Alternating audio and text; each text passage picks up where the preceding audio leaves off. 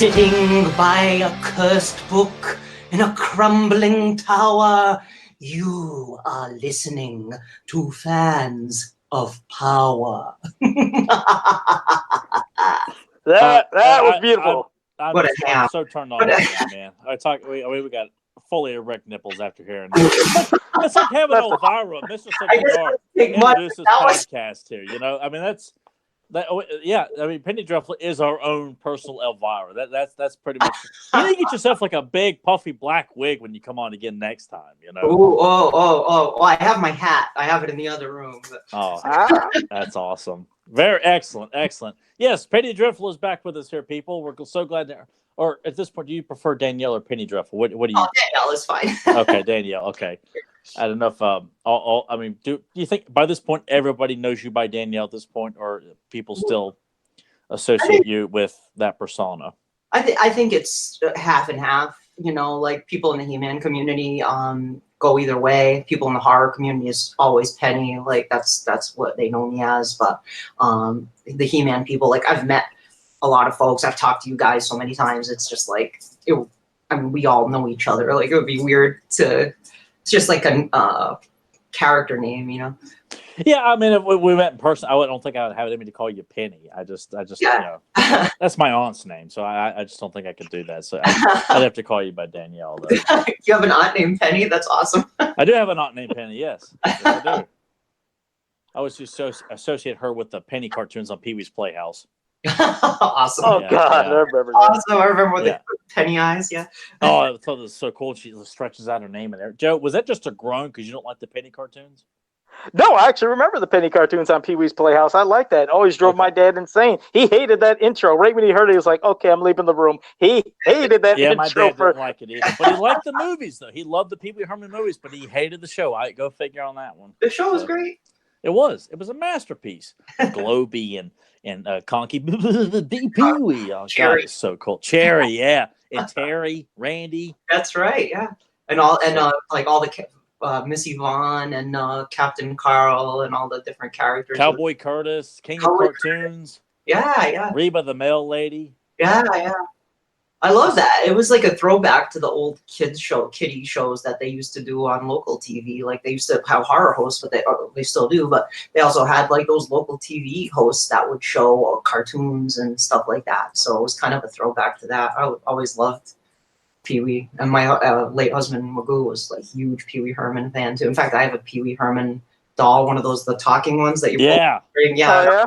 I have it in the other room there. Yeah. I think Nathan's got that. I think he's got the complete Pee-wee's Playhouse like action figure set with the figures too. Like he got he's still got to this day. And God, man, I was so pissed off to see that he had that, and he's got the scooter and everything intact, and with the box too, doesn't he? Doesn't he have all the boxes and everything? Box too. His parents were notorious for keeping boxes for a lot of that stuff, and it looks awesome. I used to wonder about that as a kid. Like, what would that look like to own that? And like, can I interact with everything? Are the dinosaurs inside the little mouse hole and open up the fridge and see all the ice cubes and the milk and vegetables playing around in there? And so cool. That's so odd. Yeah, but it's all right to talk about this on a He-Man podcast. See, again, we continue to raise the bar. You're going to get a lot for your buck. That's right. Your time on this podcast. Jaws sequels, Pee-wee's Playhouse. By the way, are you a fan of the Jaws sequels? The Jaws sequels? Yeah. I haven't watched them since I was a kid, but I remember it was Jaws 3 where he's in the tank in the aquarium and he bursts through the glass. Yeah. Those Jaws.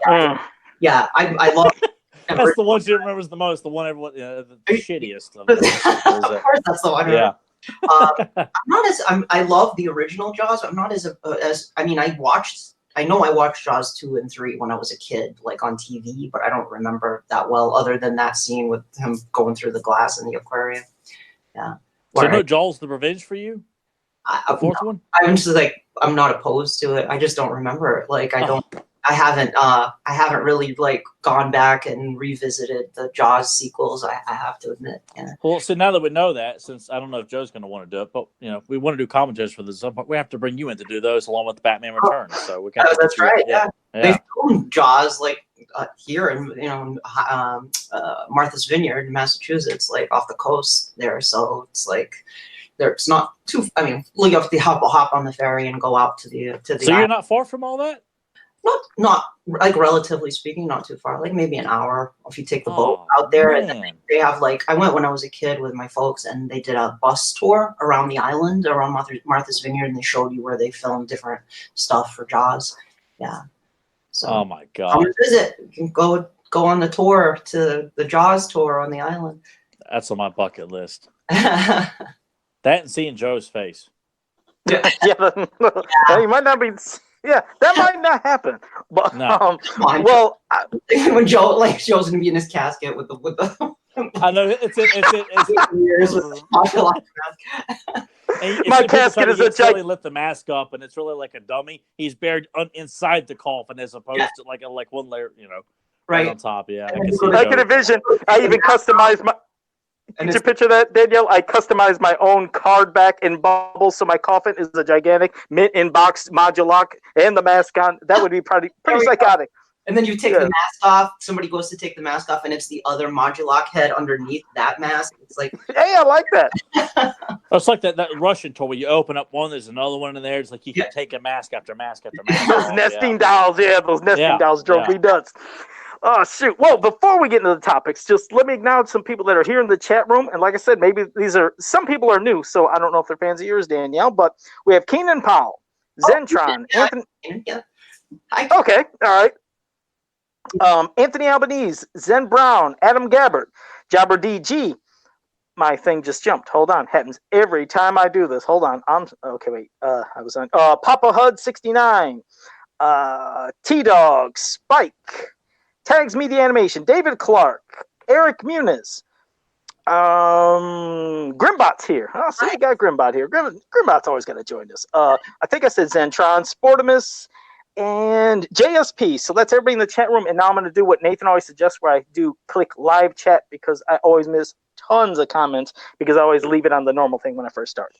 So, but yeah, we're gonna have a couple different topics, and there's a listener question that they posted on the Fans of Power Facebook page, which you'll be part of too, Danielle. It was a question that I actually forgot to ask last week, but this week I'll answer. But that's when it comes to the Q&A, and we have our topics here now. But I didn't know if what you want to start with. You're our guest, so. We have the newspaper comic strip book, the next installment that we're going to discuss there, and then we have the Witches of Masters of the Universe. And what did you want to start off with? Whatever you want to do. I know what I don't want to start with is you eating an insect or lizard food or anything that will even that level of horror. I can't go there, Joe. I'm sorry. Not even not a tarantula. Have you ever held a tarantula? Live?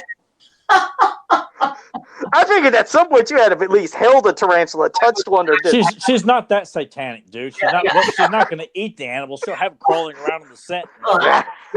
That's a whole other level of hell. Fixed by Joe. That was quite an impressive feat of sideshow entertainment. Hey, like I said, I pretty much eat.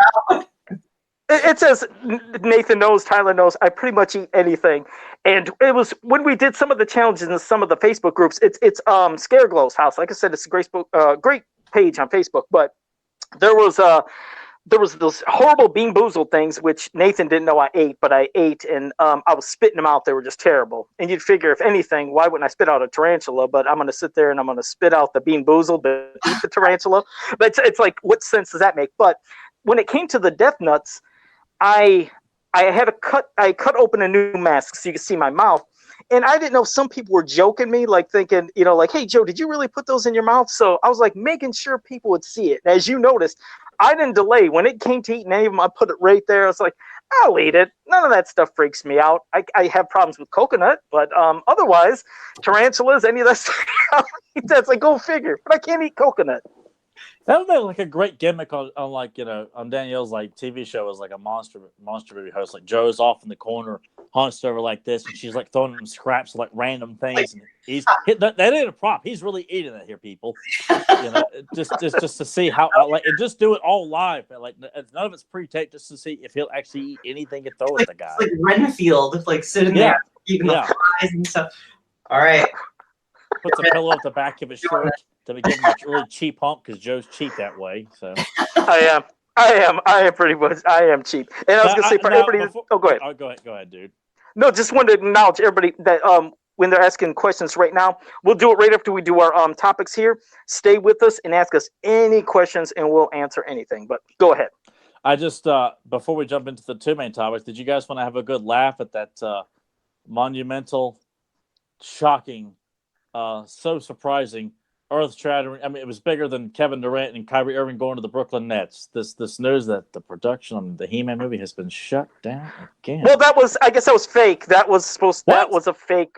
Yeah, that was a fake article. Fake article. What? Since when? When was that fake? I didn't see that was fake. The same day I posted it. I think it was about 2 hours later. It came up, and they said it was not your post. No. You're talking. Wait, you're talking about the movie news, right? That it was delayed. Yeah, it was when I did that. 2 hours later, a bunch of people were posting saying, "Joe, it actually ended up being fake," and they linked to it. So it was a fake article. It's not been delayed. Son of a bitch. Sony denied that production had stopped and that it was still, they were just developing the right now they're working on the environments or whatever and the costumes and stuff like that, supposedly. No, I just felt like a horse's ass. Yeah, I kept wondering why is neither one of these guys? They're not even discussing or bringing this up like that. Yeah, I would have done it, especially on the day before, because you seen I made that post about me going insane like that Back to the Future. And I was like, oh my god, I predicted the future. That's how it happened. When I saw that, I was like, of course it's delayed. I mean, I think the movie is going to happen eventually. I think someday the movie is going to come out, but I don't think it will be successful. I think it's going I mean, I know that's a really I like that. I actually want to get an in-depth perspective from what you think about this, of all the nonsense that's been going on and what they claim is going on, like, and what we've seen, from like current '80s properties that get, the royal treatment from Hollywood right now. Like, do you see it being anything more than either a fart in the wind or something that just pisses people off, or something that's just nothing more than just the name and that's it? I mean, I worry that that's what it's going to be, like all of the above. Like I think have you seen? Okay, let me put it this way: have there been any '80s revivals or reboots that they've done for film that have actually been beloved and good? Like Transformers. No, I mean, I've said that over and over again, and I feel like people are so quick to forget that. I don't know who likes the Transformers films. I guess it's kids and people who don't know anything else about Transformers, but they're not respectable films. That or the Turtles films or G.I. Joe or Jim or anything else that's come out in recent years. So I don't know why people are have such high hopes. Not that it's the majority, but I feel like when these articles pop up, there tends to be a lot of positive things being said. Like, why is everyone's memory so short? Like, what the hell makes them think that Sony, in the hands of Sony too? Like, do we really have to go back down the slide of the madness that they've unleashed on the public? I would love a successful I would love a good He-Man movie, but I would want it to be true to the source material, or at least the most memorable and iconic aspects of the source material, and pulling from that. And I just worry that they're going to be afraid to fully embrace the source material, and they're going to want to put their own try something new, their own spin. You know what, Daniel? And I'll say this to you because that's what I don't get. I know that they always love trying to, redo a franchise or update it or modernize it, but unlike other things that I've said a million times to, you, Tyler, Nathan, all them properties like he mentioned, pretty much all of those were Earth related. So I know that they try to modernize it and update, but this is fantasy. Don't try to do anything to bring it in the modern Earth vernacular, adding some stupid kind of things that relate us to Earth. Give us the fantasy world that we expect, because here's the thing, and I know you've seen it, Danielle. Why did a damn commercial for a car make one of the most epic things ever? And I'm referring to the Dungeons and Dragons commercial for that car. It's like, how, see, I'll say this and then you can, say it too, but they kept right to this. It's first of all, I can't believe the animation and all the budgets that was into a commercial, but they took every character that we knew and loved that design, that look, put it into a commercial, and it didn't look corny, because people like to say, oh, if He-Man's going to be an outfit or man at arms and it looks like the cartoon or the mini comics, it'll look corny. No, it won't. If you treat it with respect to, like you said, the true source material, but make a serious movie, you're going to embrace it and love it. But it proves you can take stuff that you've seen in the cartoons, put it into a movie, and it can look epic. But yeah, what were your thoughts when you seen that Dungeons and Dragons commercial? I was blown away. Same thing. I mean, I lost it. I was like, oh my God, I can't believe they did this. This looks like the cartoon came to life. And it just, I got a real nostalgia rush from it, but it was also like really beautiful and epic looking. I'm like, wow, they even put Uni in there. Like, yeah. You know, and then I shared it to some of my friends, Wallace, who loved the Dungeons and Dragons cartoon growing up too, and they were blown away by it as well, and they shared it. I mean, it just shows you that you can embrace that source material. You don't have to be afraid and I know there's a lot of money riding on this. I think one of the difficult things with He-Man is the fact that, like you said, it's not an Earth world. It's this alien world that's beautiful and sublime and has all these amazing forests and strange structures and things, and they have to create all of that, and it's really expensive. So they have a lot of money riding on it. So they don't want to screw it up, right? But I worry that fear of screwing it up means being afraid of embracing the source. Yeah. And I hope I'm wrong. I hope I'm wrong about that. I would love to be proven wrong and go into the theater and watch, like, oh my God, this is the He-Man movie that I've been waiting for my whole life. You know, I hope that they do that, but I really have my doubts about it. I really do. Like, just based on any property that they've tried to bring back, they always have to try to make it hip or appeal to, like the G.I. Joe movies. Like, I guess, you know, those, it's like, why didn't they make it like the cartoon, the Larry Hama stories, that everybody remembers? Why did Jem have to be such a deviation from the cartoon? All you have to do is take what's in the cartoon and put it on the screen. That's what people want to see. They want to see, you know, 80s glam hair and people singing rock songs and the evil band trying to undermine Jem. That's very simple, and it's the same with He-Man or Thundercats or anything like that. Just own what it is, and don't change the look. He-Man doesn't have to wear pants. You know, it's like, why do we have no? Why do they always want to put? They've been trying to do that since 1989. Everybody loved that when they put pants on. Yeah, they loved it all. It's like, make them look like own the sword and sorcery visuals. That's what He-Man grew out of during that popularity of sword and sorcery. So own that look, like. Give them the harness and the furry loincloth, underpants, whatever you want to call them. Just go for it, and take the best episodes of Filmation, the best comics, mini comics. I think, you know, you take the best stuff that we all loved growing up, the artwork, the things that we loved about He-Man, and distill that into what I would think is a perfect movie. But then there are other people who would counter, well, that will appeal to us, but it won't appeal to the general population. Why not? Why won't that appeal? Why do we have to make all these changes to appeal to this so-called larger population? I'd rather that it fail on its own terms, being what it is, than changing it into something that it shouldn't be.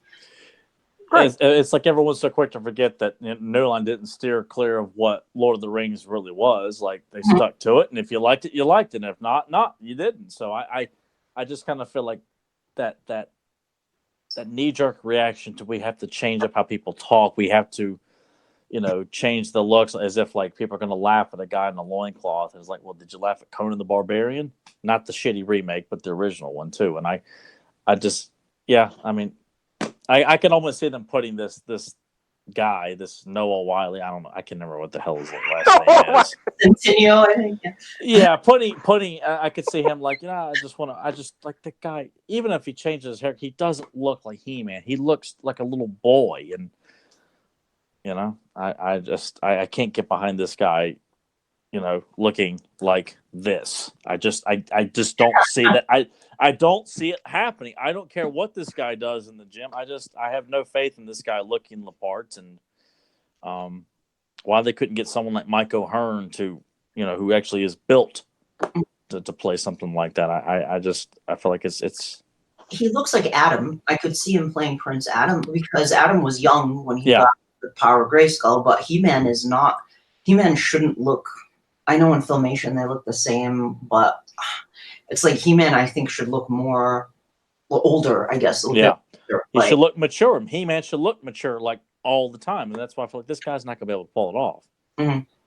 We'll see. I have my doubts about the entire thing, but we will. No, you wouldn't have doubts. Well, I mean, but 18 years. it's good to hear that though, because I just kind of feel like with all this eagerly positive stuff, I feel like things need to be questioned. They need to be challenged, you know, and I think it's good to know that you have legitimate concerns and not the utmost faith in what these people are claiming to do. I'll go see it. I mean, I'll be opening night. I will absolutely go see Sure. it. Absolutely. And if it sucks, it sucks, and I won't go see it again. But I will definitely give it a shot. I'm excited to see what they do, but I'm also like, I think like you guys, kind of like very cautious about it, given what we've seen with other reboots and things like that, remakes and things.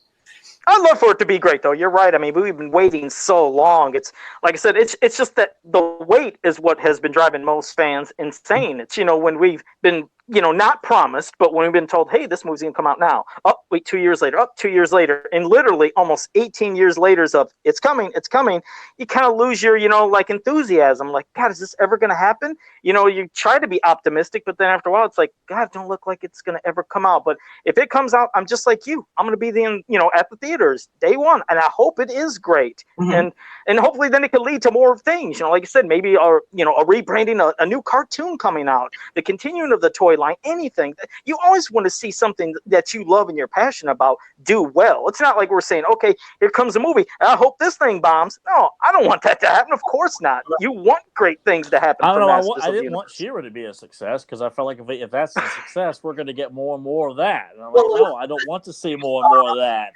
You saw it and you didn't like it, so you're like, I don't want that to be successful. Whereas if you had heard, oh, a new She-Ra cartoon is coming out, theoretically, like I would imagine you would want it to be successful. Absolutely, but I feel like you could. I can immediately tell with what they were going for and their agenda for that. Like, I don't want that to succeed because I feel like they're not trying to tell a great She-Ra story. They're just trying to.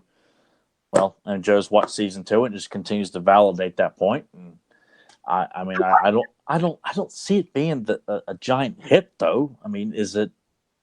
I don't see people like cosplay. A lot of cosplay for it at cons. For sure, I see a lot of people cosplaying in the She-Ra costumes. I enjoyed things about it. I have mixed feelings about it. I like you guys.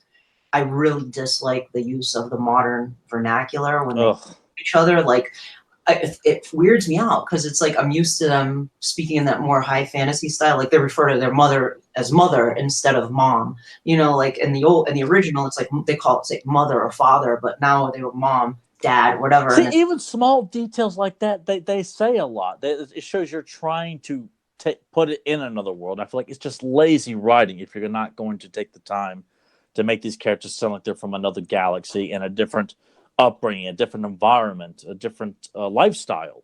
There were things I liked about. I think that at its core, it still tries to it still goes for the fantasy element, but it definitely I feel it's like it dampens it when they're speaking in that modern way. It's kind of like that detracts from it, but I think the stories are pretty well written overall as it goes on with the sort of the mythology of it. Like as you're watching it unfold as it goes along, it does get pretty cool in places, but then the comedy detracts from it too a bit. Like it's like if I kind of remove, like it's not my She-Ra from the 80s, but if I watch it and I'm like, okay, this has a lot of good fantasy elements tied into it with the history of Etheria and unraveling that mystery of how things came to be. But then you have like wacky hijinks with Bo and well, Danielle, you know, the one thing I noticed, yeah, I was gonna say, well, here's the thing. Like you said, it obviously seems a lot more comedic, and definitely for a younger demographic, how they're going with a lot of, like you said, maybe the silliness, the gigantic open mouth expressions and eyes, and the stuff to where. Okay, here's the other thing. It's when I tuned into She-Ra back in the day in He-Man, I tuned into a fantasy cartoon where I was looking for, of course, our main hero, and of course the other people that are there as well, but to see amazing powers, abilities, and a fun fantasy story. But that hero that I felt like if I was in danger, I'd pray that a warrior like She-Ra or He-Man could come and save me. Not my buddies. When I had my buddies, I'd watch like a Scooby-Doo cartoon or some of the fun stuff.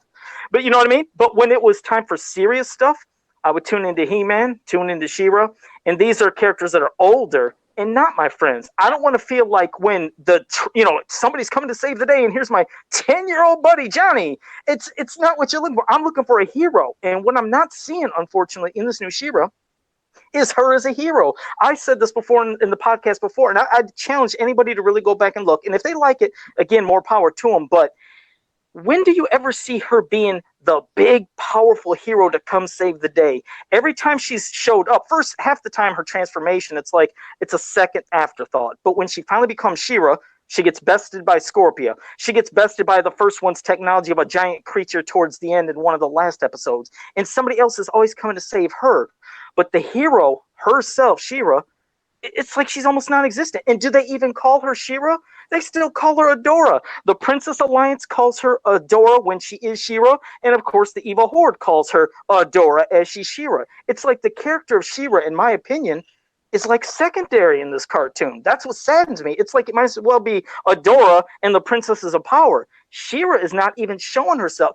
Like I said, I go to every single episode of season 7, even some from season 1, but season 7, and look at the amount of screen time and what she does. It's like, where's that moment? You remember back in the day, we'd see He-Man and She-Ra, and when they transform and come to save day, it was like, oh, shit, it's on now. They're going to do something. Oh. I'm not getting it. In this one, it's like, oh, she's She-Ra. Oh, she didn't do shit. Yeah. You know what I mean? That's sad. Identity, too. It's like, okay, like, everybody knows she's She-Ra. I also have problems, like, Scorpia is like, I know a lot of people like ragged on the original Scorpia, but I thought she was great. She was mean. They did? Like who's ragged on the original Scorpia? Like online and stuff. Like they don't like her voice and stuff. Like what? That dark accent. I think it's great, but me too. The new Scorpia, a lot of people like her, but I'm like, she's not evil. She's like really nice. Like why is she in the Horde even? Like she's like why would she's kind of not too bright, but she's like she's bored, but she seems like a kind of a nice person. Like, yeah, she does seem nice. Yeah, she does seem nice. She'd be in the Horde. Like, I miss the old Scorpia who was like, you don't want to mess with that Scorpia. Like, she'll fuck you up. I'm sorry. You can say, do not try to censor yourself on this podcast here. We'll take great pride in our F-bombs on here, regardless of who Joe's trying to appease to with a couple of kids or something like that. This is the podcast that brings young He-Man fans into manhood. Hearing a couple of choice words like that, it makes them. It's like the equivalent of watching like Commando or Predator as a kid. Don't repeat what you hear on here, but I'll let you watch it. Yeah, so don't worry about that. But I've been very curious to hear what you had to say about that cartoon and the movie news has been coming out too. And I mean, I just the movie will happen. The movie's going to happen. You know why? Because think about how much money He-Man made in the 80s. Just for that fact alone, the fact that He-Man was such a juggernaut that it made over $1 billion in the 80s. There's no way they're not going to want to see if lightning isn't going to strike twice. Well, that's why I can understand why Mattel has been so gun-shy about, at least with Playmates. I know Turtles was like their big toy line. Probably their only big one, but they're not afraid to take chances on it. If this one didn't work, we'll try another one. Same thing with Hasbro and Transformers, and to a lesser extent G.I. Joe. Why Mattel has just not really wanted to, and maybe it's coming out, in San Diego here in a couple of weeks. But I've just always wondered, because that's that very thought that you just brought up, for that to be the goose that laid the golden egg in the 80s for them, and to not think that, well, kids didn't really grow up with barbarians and sword and sorcery, and they just saw this on the shelves and on TV and thought it was awesome. Why couldn't kids today embrace it? No different than why kids who didn't grow up with Spider-Man in the 60s, 70s, and 80s, they embrace it today as if like, oh, that's awesome because it's a great idea. It works. So I've never understood why Mattel is just, they'll recycle like Max Steel and things like that. Like, why haven't you gone back to He-Man? You know, from a retail standpoint, and really give it your all. Well, I think like Val, I think said when he was on here before last time was the 2000X thing scared a lot of people, but I guess now they're going to give it another shot, so we'll see. And let's do it with Origins. Yeah, Origins has to do that. We gotta have Origins back, put that back in retail. That's what we got to see. We'll see how that goes too. I hope you're right. I hope that's the exactly what I am actually really psyched that they're going back to the like early days of He-Man. Hell yeah. Cool idea to like, okay, let's go all the way back to where it started and give this a shot, you know.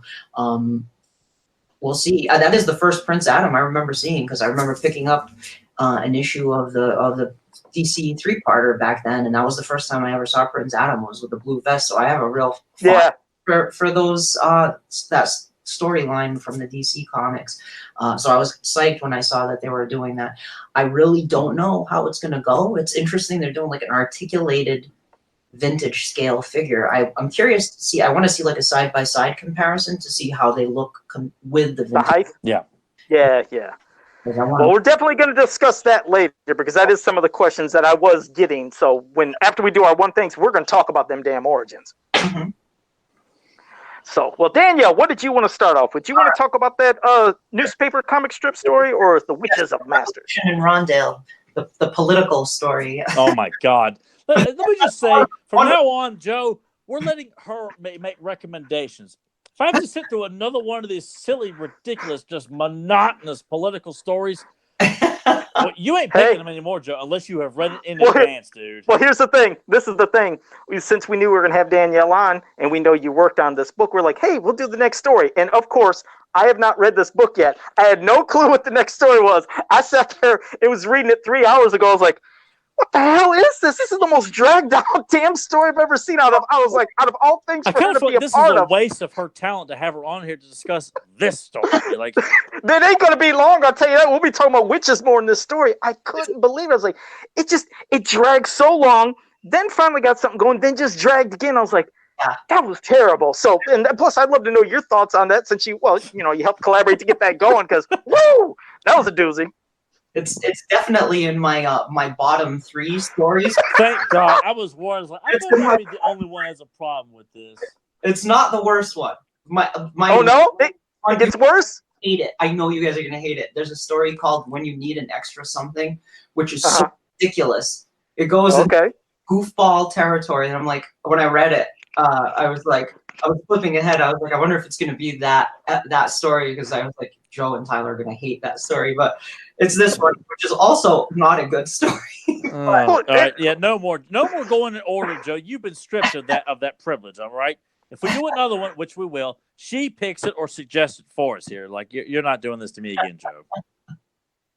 It was painful. It was God. The thing I'm curious about, was this complete, Danielle? Because I know you said some of the parts of stories were lost, and this wasn't, like the entire book itself was not complete. But was this story arc completed by chance? Yeah, this is a complete story for this. Wow, because it feels like it's missing a whole lot of stuff. That's what I was going to get to. It just felt off, and then parts of, I was like, I didn't know what was going on. It's like later on, it seemed like some of the black and white images, the images looked off. Just in what the hell was up when they drew He-Man later, when he became He-Man? His harness is hanging down to his stomach. I was like, what is that? Did you notice that? You're gonna see more and more of that as the strip goes on. I think Gerald Fortin, Gerald is a brilliant artist, and he did the Filmation style guide for Filmation. He worked at Filmation. He did a lot of artwork for the brand, but he was on a time crunch. Like, they were turning these out every week, and he would do it on the weekend after he did other jobs that he did. He's actually a very famous comic book artist.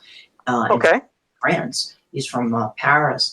So on the weekends, he would do the He-Man strip, and you could tell as the strip goes along that he puts less and less. I'm surprised he just didn't have a strap hanging eventually, because damn it was up here, down. It was just, I didn't know it was.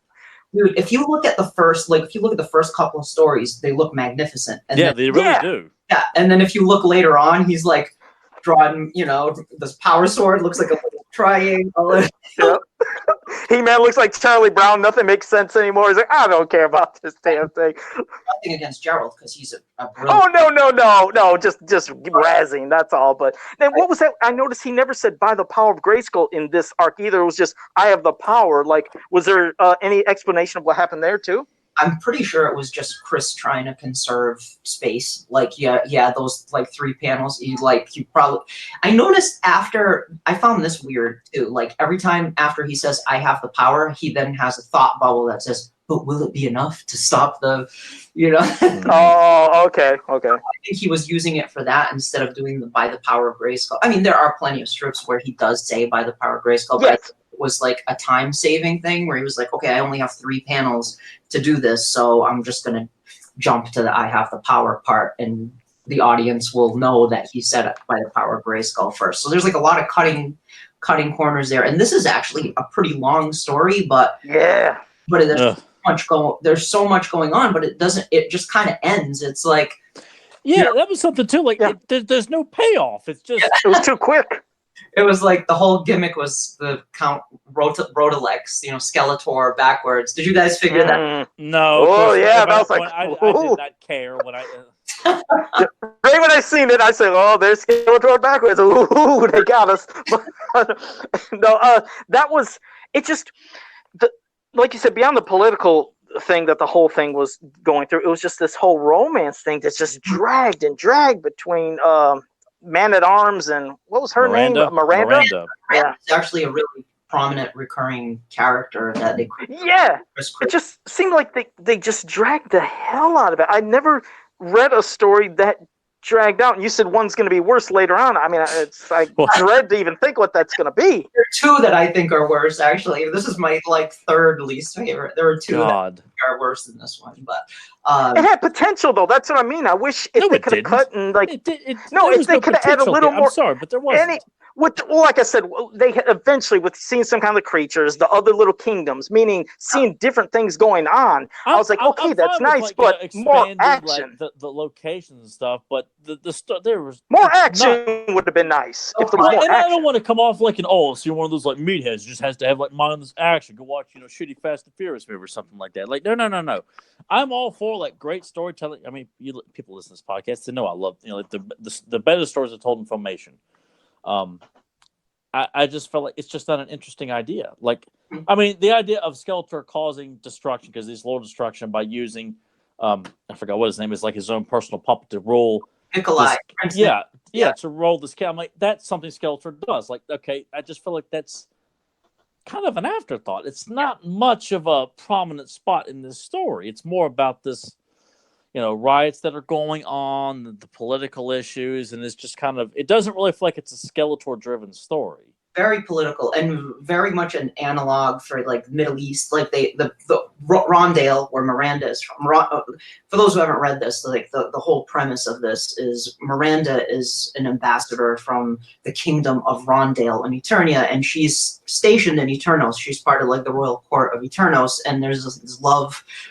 Man-at-Arms, she's actually, her and Man-at-Arms start to develop a thing for each other, which is interesting because Man-at-Arms never had any sort of attachment like that. So it's like, okay, so they're developing this romance for Man-at-Arms, and then back in her home kingdom, there's this revolution that's brewing because the Queen Eliza, is sending, there's a political conflict, like their enemy took some islands, like invaded some islands, and she didn't do anything about it. This other country, Califia, now she's sending her son, Prince Corwin, to go study in Califia, and Skeletor in disguise is brewing up this a negative sentiment against the Queen, and he's using her brother-in-law, Prince Nikolai, to sort of brew up this hostility, but so Miranda and Adam and Teela and Man-at-Arms go back to Rondale, and Nikolai is in love. It turns out he was an old flame of Miranda's, so now there's this love triangle with Man-at-Arms and Miranda, and there was too much going on. And then Corwin is like the little prince kid hated his uncle Nikolai, and he it was, I don't know, they were doing these all kinds of like weird story points here that never really led. The whole point of the story, I felt like, was Skeletor's in disguise and he's manipulating the entire thing. Haha. Okay, now everything's okay. I do think one thing they did that was interesting, though, I don't know if you noticed, they kept referring to Randor as the High King, which is interesting because we always kind of wondered, okay, what does it mean that Randor is the king of Eternia? And it's like, by saying he's the High King, historically, the High King is the king that all other kings answer to. So that's how I always took it anyway. Like, and even in Filmation, when they refer to him as the king of Eternia, Eternos, he is the central king of the planet. He oversees going to Drizdos or random other. Yeah, I mean that's how I always took it. And they phrased it that way too, the High King. And the other thing that was interesting was like Adam, when he reaches for his sword, they explain like why you don't see the sword on his back, like the magic, I guess, of Grayskull makes the sword invisible, so you can't see it. And then when he reaches for it, it appears. There's like one panel. Exactly. I remember that. Yeah, that was cool. Interesting little tidbits like that, but I just felt overall the story kind of fell flat as in terms of. I love what Dale's trying to explain it to us. Like, she's really having a hard time trying to sell the public on this story. Like, don't start don't make that your first. I don't. Dusan is probably in the chat room going, "This is my favorite story." Dusan worked on as much as he can argue, he has nothing. There's nothing he can defend in this. He just cannot. That's one thing. He will fall flat on his face. He actually got the strip in Serbia. Like he used to read it as a kid. So that's cool. When I was reading this, like, man, I feel sorry for the kids who are waiting for the next installment of this, waiting for this to pan off. Like, more politics. They probably just like threw the paper away. Oh, the hell with this! I'm like the Thundercats. Yeah. But like I'm gonna watch the news instead because that's more exciting. There's actually action going on in the news today. Yeah, Ayatollah has hostages at least in real life. I don't know the time-wise. That felt like that could have been a 6-month story arc in the paper. I mean, that was quite long. How long would you say that could have been, Danielle? That was a while, wasn't it? Yeah, I think that one ran like I want to say it was like 18 weeks. It was one of the longest, if not longest. Oh, God, that would have been painful. Just to the end when, like when the uncle gets bit and he's poisoned and then, like, oh, watch how you get him off or whatever. And then, like you said, at the end, boom, he's just at the Royal Hospital. He's healed. Hey, it's okay. It's like, that was the quickest ending in history. Yes. It was like, okay, he's going to be okay. I thought this was like a really venomous, insect that just bit him, but I guess he's going to be okay. Great. Everybody. And then comes the tutor for the kid. And then it's like, yay, everyone's friends again. The end. What about all the people in Rondale who were revolting? Like these people who are all like, angry about this. I guess they're okay now too. Like they didn't. What a couple. What were you showing? You had a piece of paper. Were you showing us something? Oh, this is you said how long is this? Like this is the script for the story. Wow. And it's pretty long actually. I don't know how many weeks is it. Monday 89 and the last one is Sunday 106. So what's 106? I can't do math in my head. Don't even ask me. 27 weeks. Wow, I think that's what you said, right? 27 weeks, man. That's one of the longest. Most of the I can picture. Yeah, that's enough to make a He-Man fan quit. If you just like, I give up, man. You have to remember though, these stories were all done by Filmation people. Like everybody who worked on this was Chris Webber and Karen Wilson were writer. They wrote for Filmation. Gerald Ford was an artist at Filmation. It doesn't make the Star Child that much better though. I know. They need Lou. That's what they needed. Lou. Yes. Yeah. Oh God. All right. Well, just for future references too, like what would be like your top 3 stories that you or not even specifically rank, just like 3? You're like, you know what? These are the go-tos. If you're trying to sell someone a new fan on this book, what would be like the 3 stories that you recommend? Like you have to get this book because of these particular stories that stuck out to you. Right. Okay. Well, you guys covered a couple of the early ones. I thought were really good. Like the Ninja story was fantastic. I like that one a lot. That one is really good. I thought Vengeance of the Viper King was really good. The King Hiss one, I enjoyed that one a lot. I also like the very first one. I think my personal favorite one is called Shaken to the Core. Yeah, Shaken. I really like Shaken to the Core a lot. I don't know if you guys will like it. I think you will. They introduce a new villain called the Fault Master who looks goofy as hell. I mean, he looks like a Silver Age comic book villain. He has a mask and a striped unitard and a cape. All right, I got to see this. But he looks like a Silver Age comic book villain, but he's this crazy scientist who causes all these earthquakes and thinks he's a wizard or something. And but it's about the sorceress, and like she has to prove herself every 5 years, or to prove herself worthy of Grayskull, or she's destroyed by the power of Grayskull if she doesn't prove herself worthy. So she kind of goes on this quest, and I thought it was, and He-Man is like helping the people who were affected by this earthquake, and I thought it was an interesting story personally. I don't know if I think the earlier stories are better overall, but I liked that particular story a lot. The new adventure story is kind of cool too, although it is missing quite a few of the strips. But the strips that are missing we summarized anyway. Like we have the missing days. You won't miss what happened because we wrote like little synopses because we had the scripts. Cool. So you'll know what happened on the missing days. But yeah, I would say I like Shaken to the Core. The one that you'll hate is called When You Need an Extra Something. I suspect that you will hate that story. Is that what it's called? When you need an extra something?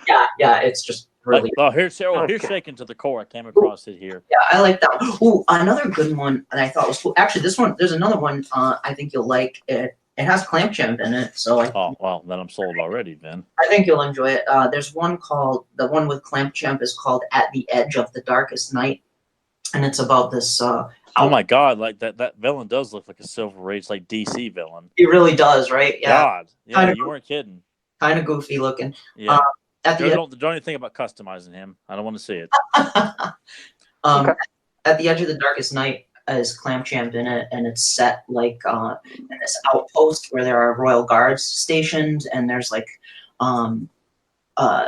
Whiplash is in it, and Skeletor is like trying to resurrect these like sand monsters that he wants to control, this like army of sand monsters, and so they give some kind of interesting Eternian history in there. They go deep into these crypts, almost like an Egyptian sort of crypt that they descend into. So there's some fun like adventure stuff. A lot of the strip stuff, like there was definitely more romance than there was in other media, and there was definitely more like pulp. It turned more into like a pulp kind of comic adventure story where they go on like these kind of quests and go into, to these faraway lands to do with stuff. Yeah, so I would say those are pretty good stories. If you want. And I wanted to double check with you. You did say for that godforsaken thing that we read for this episode, 89 to you said that was 89 to 116, correct? I just want to make sure. 106. It's at 89 to 106. Oh, 106. I thought you said 116. That's why I said 27. So that was 17 weeks then. Okay, my fault.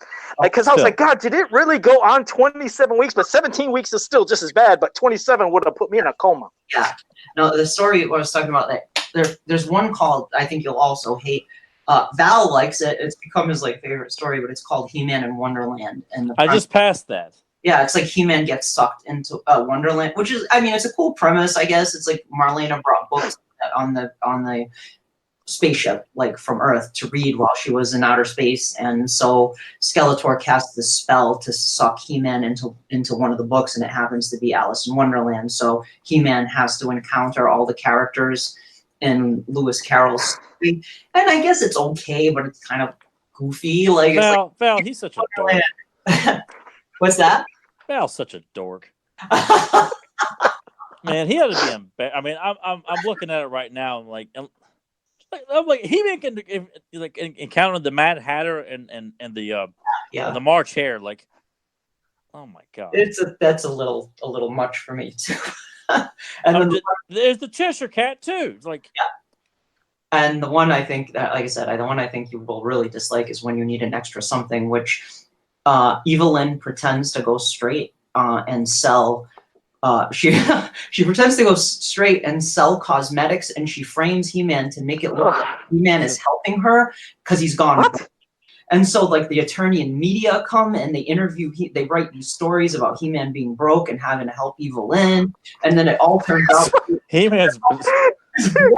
what the hell am I reading? And then it turns out that Evelyn is like, it's a plot to steal the Power Sword, that her and Skeletor are trying to steal the Power Sword.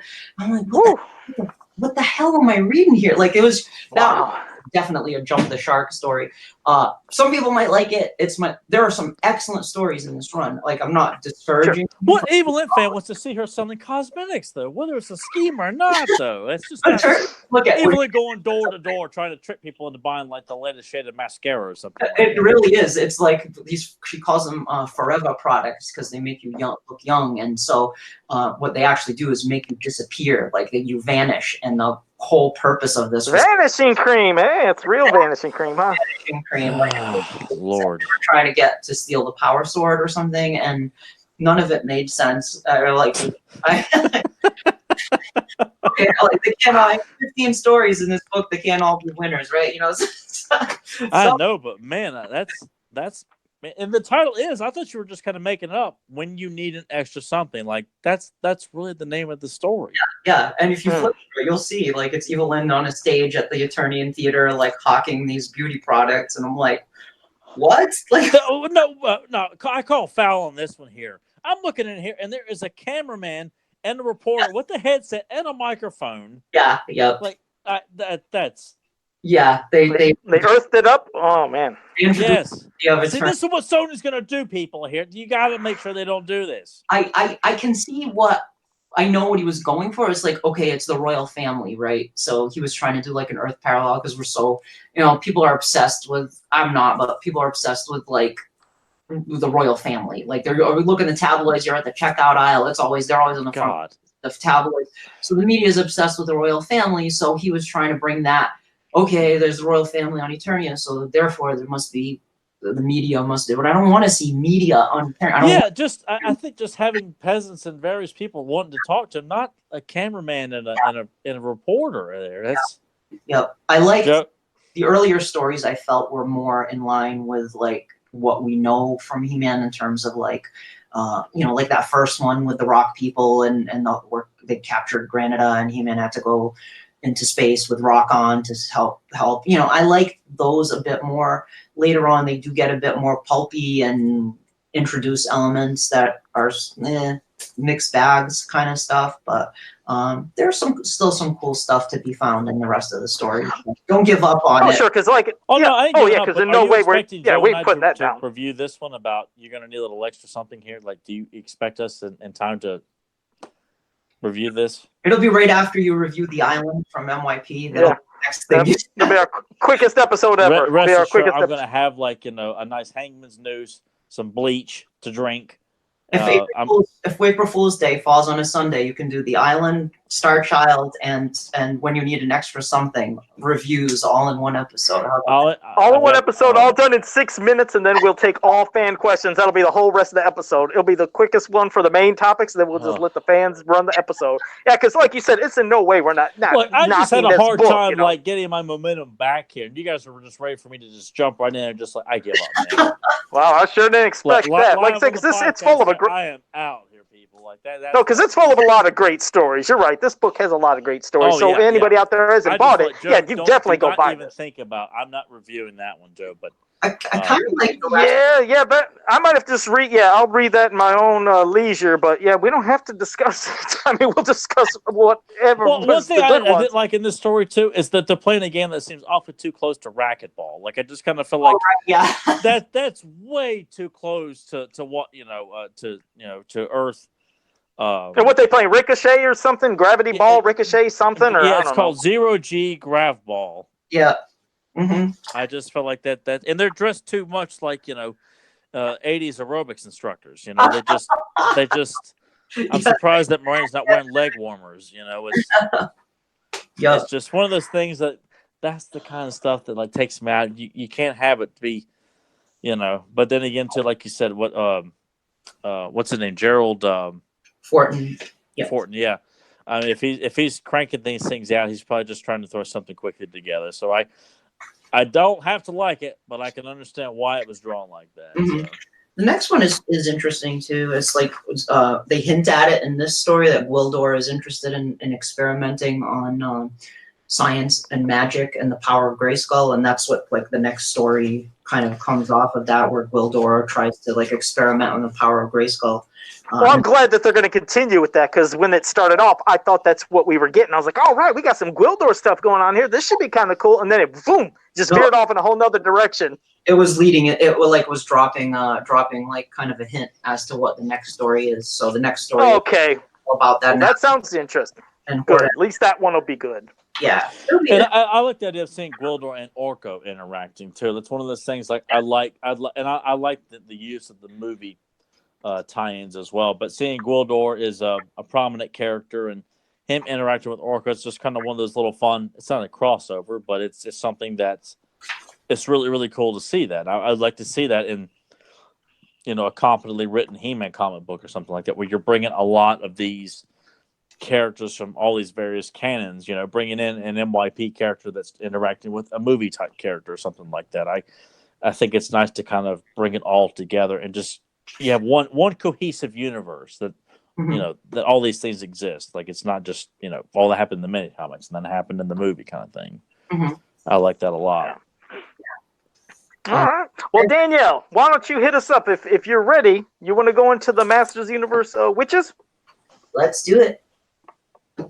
All right. Well, you kick it off. Tell us some of your favorites, but we're going to have to... Well, first, I'd say, before we get into the favorites, I am curious about the Green Witch, the character that, was a concept years ago, and we never got her. Now, did they ever have any type of name in mind for her, or she never got an official name, or what? Back in the 80s, she did not get an official name.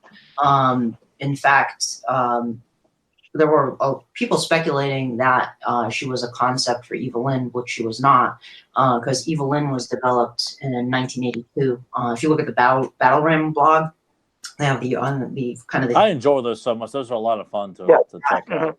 Adam does a great job with He does do a good job. Yeah.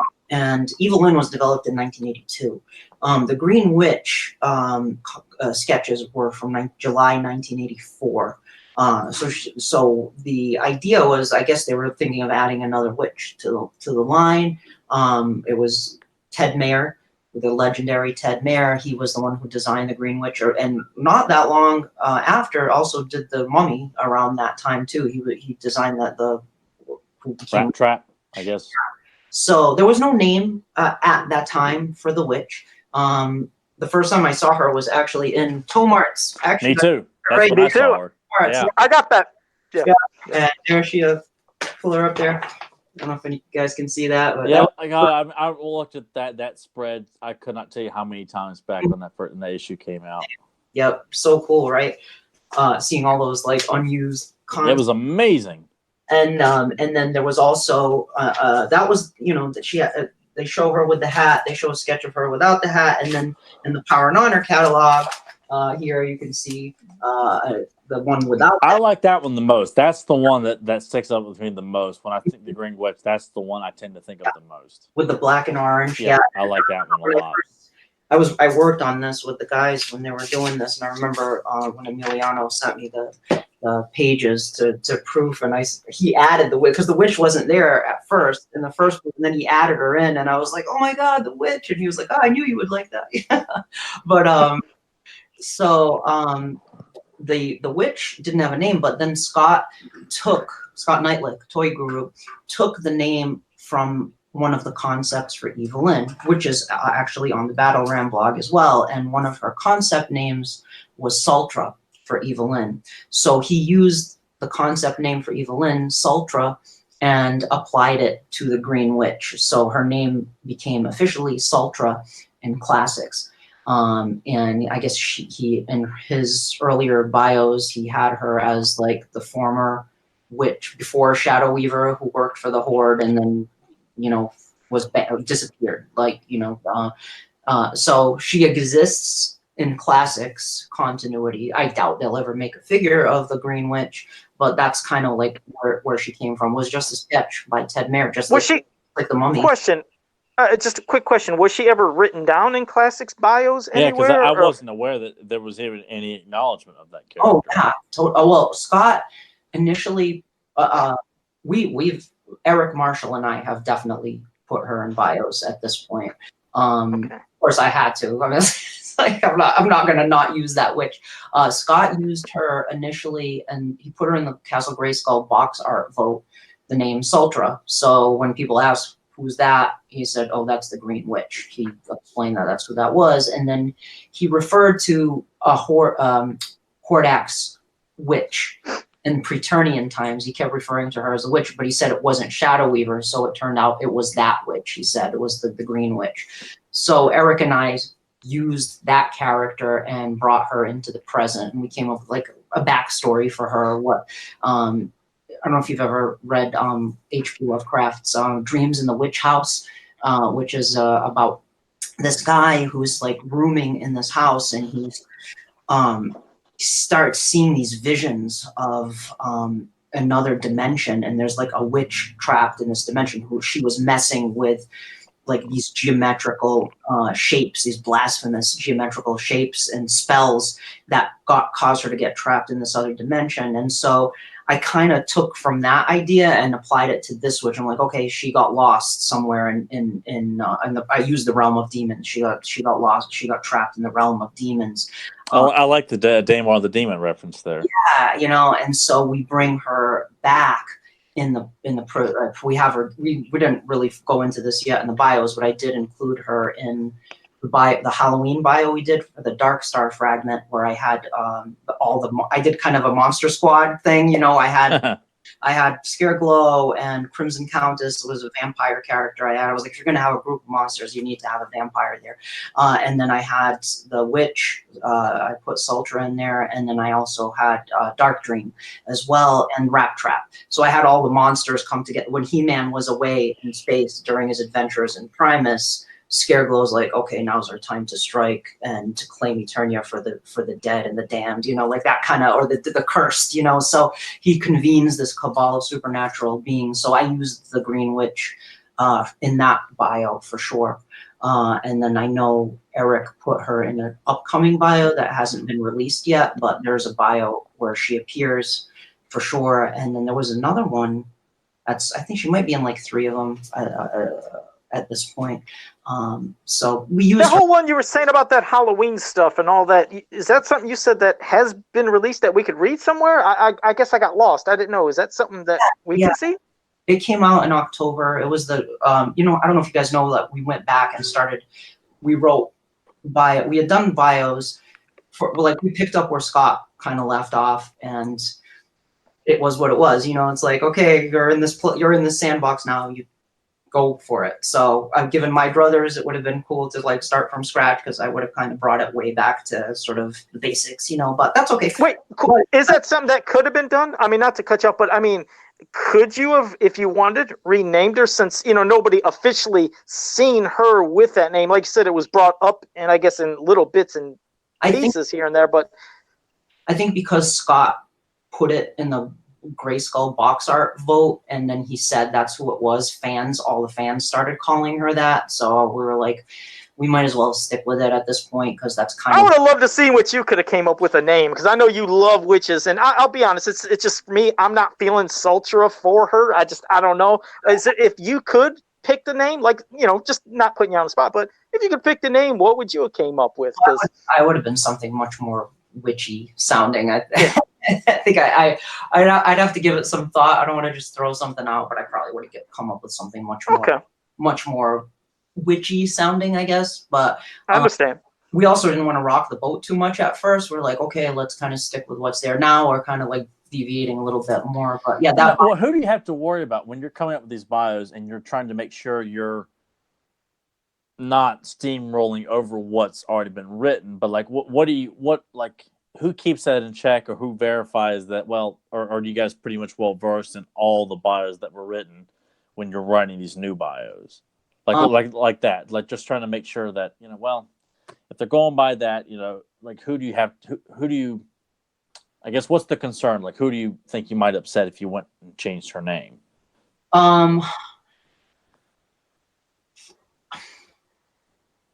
When we write the bios, we have to put underneath each bio that we submit to Mattel, we have to list all of the references in the bio, like where they came from. So we have to put specific sources for each thing, right? So I probably could have gotten away, or Eric and I probably could have gotten away with changing the name at that point, which we have subsequently done for other characters. Like Scott said Skeletine was going to be named Dion, and we changed his name to something else. Oh, good God. Yeah, I'm not a fan of that name. Dion, or, yeah, go ahead. Just doesn't feel fantasy. Either. I probably could have done it, but it was like in the early wave after we finished the 2016 bios, I was like, well, let's try to write bios for a few other things and see if Mattel will approve it. So I wrote a bio for the the Dark Star fragment that was in the comic with Strobo. Yeah. A Dark Star fragment. I was like, let's use that as sort of an anchor for this story that happened while He-Man was gone, where Scareglow and these monsters collected all these the most evil artifacts in the mythology to try to, like, take over cast Eternia into darkness and raise an army of the undead and just do horrible things. And at the time I was like, I talked to Eric about it. I'm like, well, that's what Scott called her, was Sultra. So I think we just kind of decided to stick with that. I don't know if it would have upset anyone if we had changed it. Had I known, like in retrospect, I probably would have called her something much more sinister sounding. Because Sultra just sounds like she's like, I don't know, seductive, sorceress almost. Yeah, kind of like Enchantress and Thor. Like that looks like a Sultra, Yeah, and it was a working title for Evelyn, which they didn't use, as well as Desira, I believe, was also. That was used in like Filmation premises, I think, too. Mm-hmm. Desira was Evelyn's original name, but I can appreciate some of those nods to what was originally used, but I kind of feel like, it's more fun to kind of come up with. Unless they clearly had no name, I think it'd be more fun to come up with a brand new original name instead of using like a placeholder name for a lot of the characters. Like I honestly would have preferred that. Yeah, I mean, I like that name, but not for that character. I don't see that as a Sultra. So I think it would have been a lot more interesting. Have you come across too many other characters too that have yet to be like? I mean. Was there? I mean, I had yet to see it. So when Rat Trap is announced, and that's what they're going to call him, was there another name for that? I was actually quite cool with that name. I thought that name worked pretty good. But that came from Mattel. Like Mattel told us to call that mummy Rat Trap. There was nothing back then in the 80s that indicated any name at all. Like nothing that we knew of for a name. But Mattel wanted to call it. When it came time, when they had the list of what the figures were going to be, because Rat Trap was actually, I know Scott said Rat Trap wasn't in his roadmap, which it wasn't, but then when Scott left and Brandon it was mostly Brandon that was kind of the point man on that. He wanted to do the mummy, so he added the mummy, and Brandon Sapinski also wanted to do Karg, comic book colors Karg, and so when the line then shifted over to Super 7, they just took that list of those figures and did it. So Rat Trap came from Mattel. But yeah, you asked if we could have, like, if starting from scratch was something we could have done, and I did float the idea, like when and Val is the one who got us the job. Val has a company, MV Creation, so he secured the gig with Mattel, and then he's then subcontracted me and Eric to do it, and he basically said continue from where it left off, continue the story from where it left off. And so I was like, well, what could we could, since when the Ultimates came around, I was like, we should just do a reboot and just start over again, because as much I'm really grateful for the opportunity to write official story canon, for Matt, create characters and introduce characters and stuff, and bring in characters from other media that didn't get as much exposure, it's cool, but by that, on the flip side of the coin, we're playing in Scott's sandbox that he had been building for 7 years or something before we came around, right? So didn't get.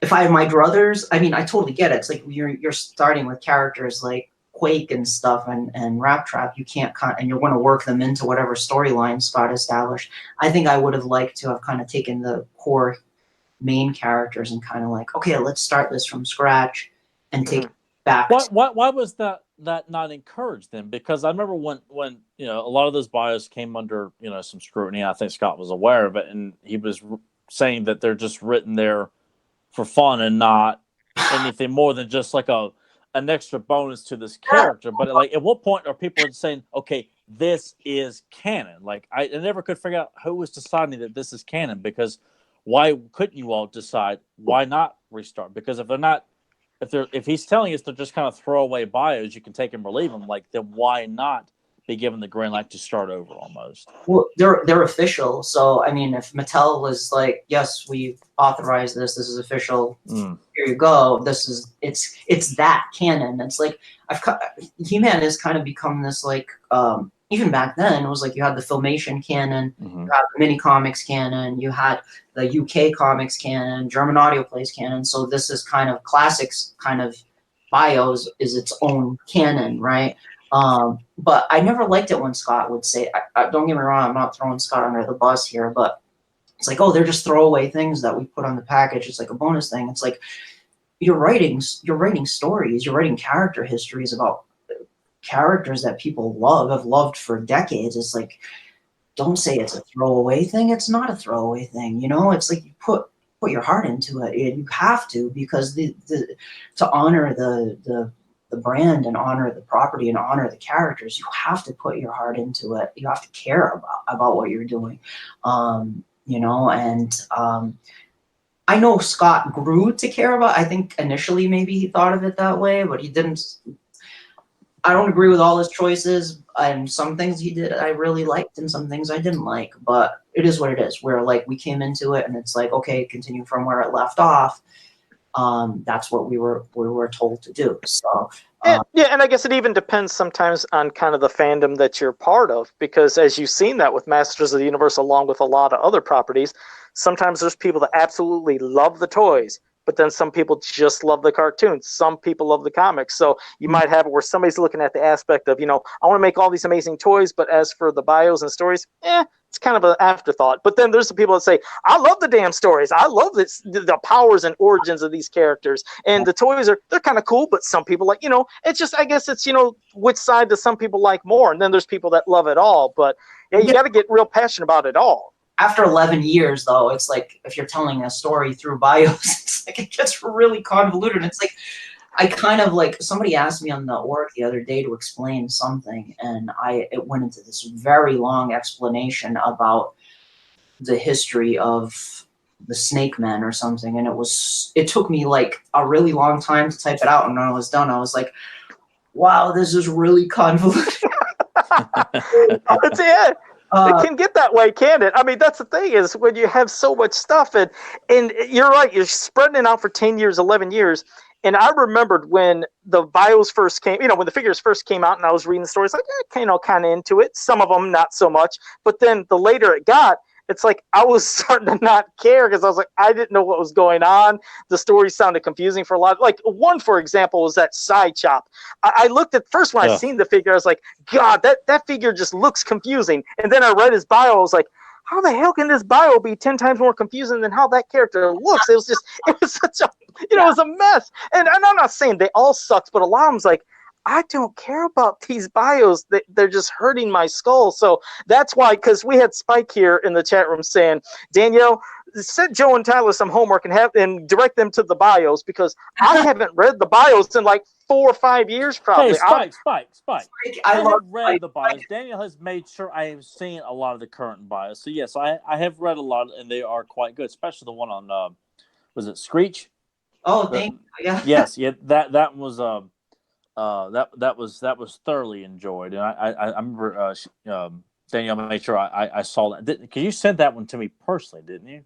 Yeah, I think I did, because it had in it, I think. So yeah. Blade and Triclops having a bit of a rivalry there. I'm like, oh God, man, I give me a crack to write that bio or something like that. Yeah, because Spike, I'll tell you something. It's nothing against Danielle, but I don't know if it was maybe Danielle. I can't remember when you first started starting the bios. But I'll lead up to something, then you can tell me. But I remember somebody saying, "Hey, Joe, you checked out this bio?" I was like, "Hey, man, I haven't read these bios in years." I said they're garbage. I said I just can't read them no more. I'm like, "Well, did you know that Danielle, Penny Dreadful is working?" I was like, "Wait, what?" I was like, "Oh, okay. Well, I didn't mean it like that." I was like, "Well, if you can send it to me." Look, I didn't know. Like I said, I didn't read your bios. Just to let you know, I never read any of them.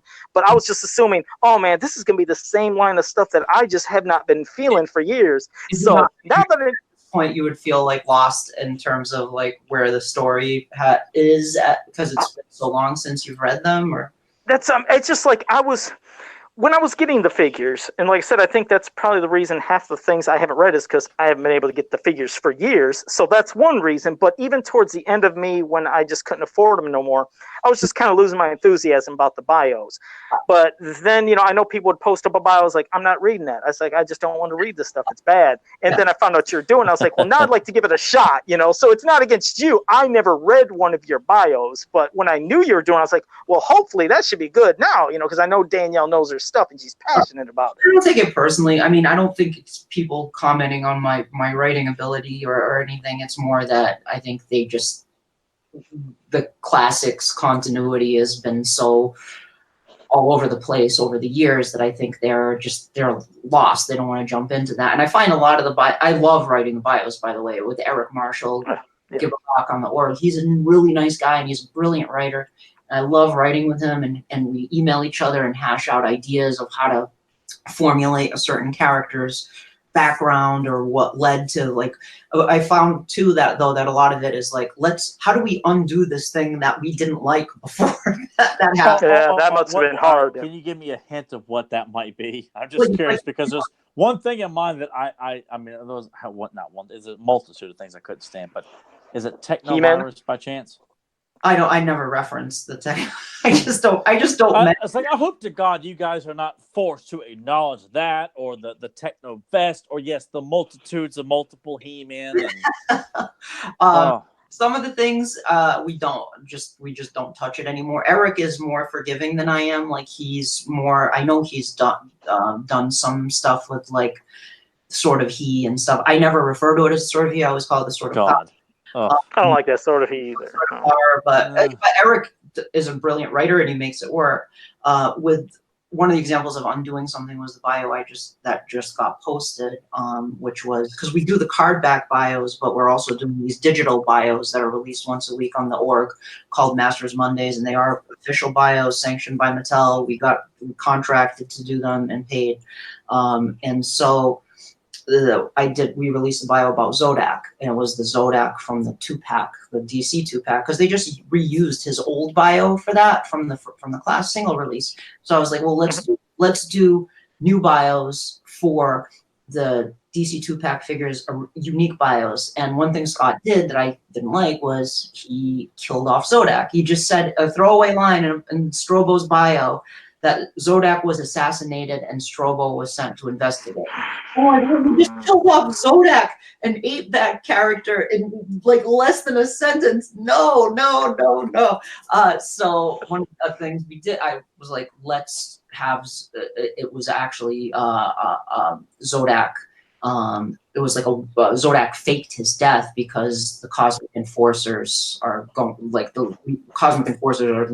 crazy. Like the neutrality thing, they're like going to the extremes to enforce neutrality, and Zodak is like, whoa. So they see Zodak as a threat, and they try to eliminate Zodak. So Zodak is sort of, it's like an intrigue plot. Like Zodak is. Faked his death. He brings Strobo in. He's like, hey, the Cosmic Enforcers are lost their shit. Go join the Heroic Warriors. We're going to have to deal with this. And then he approaches He-Man and tells He-Man what's going on. Tells him, I wasn't dead.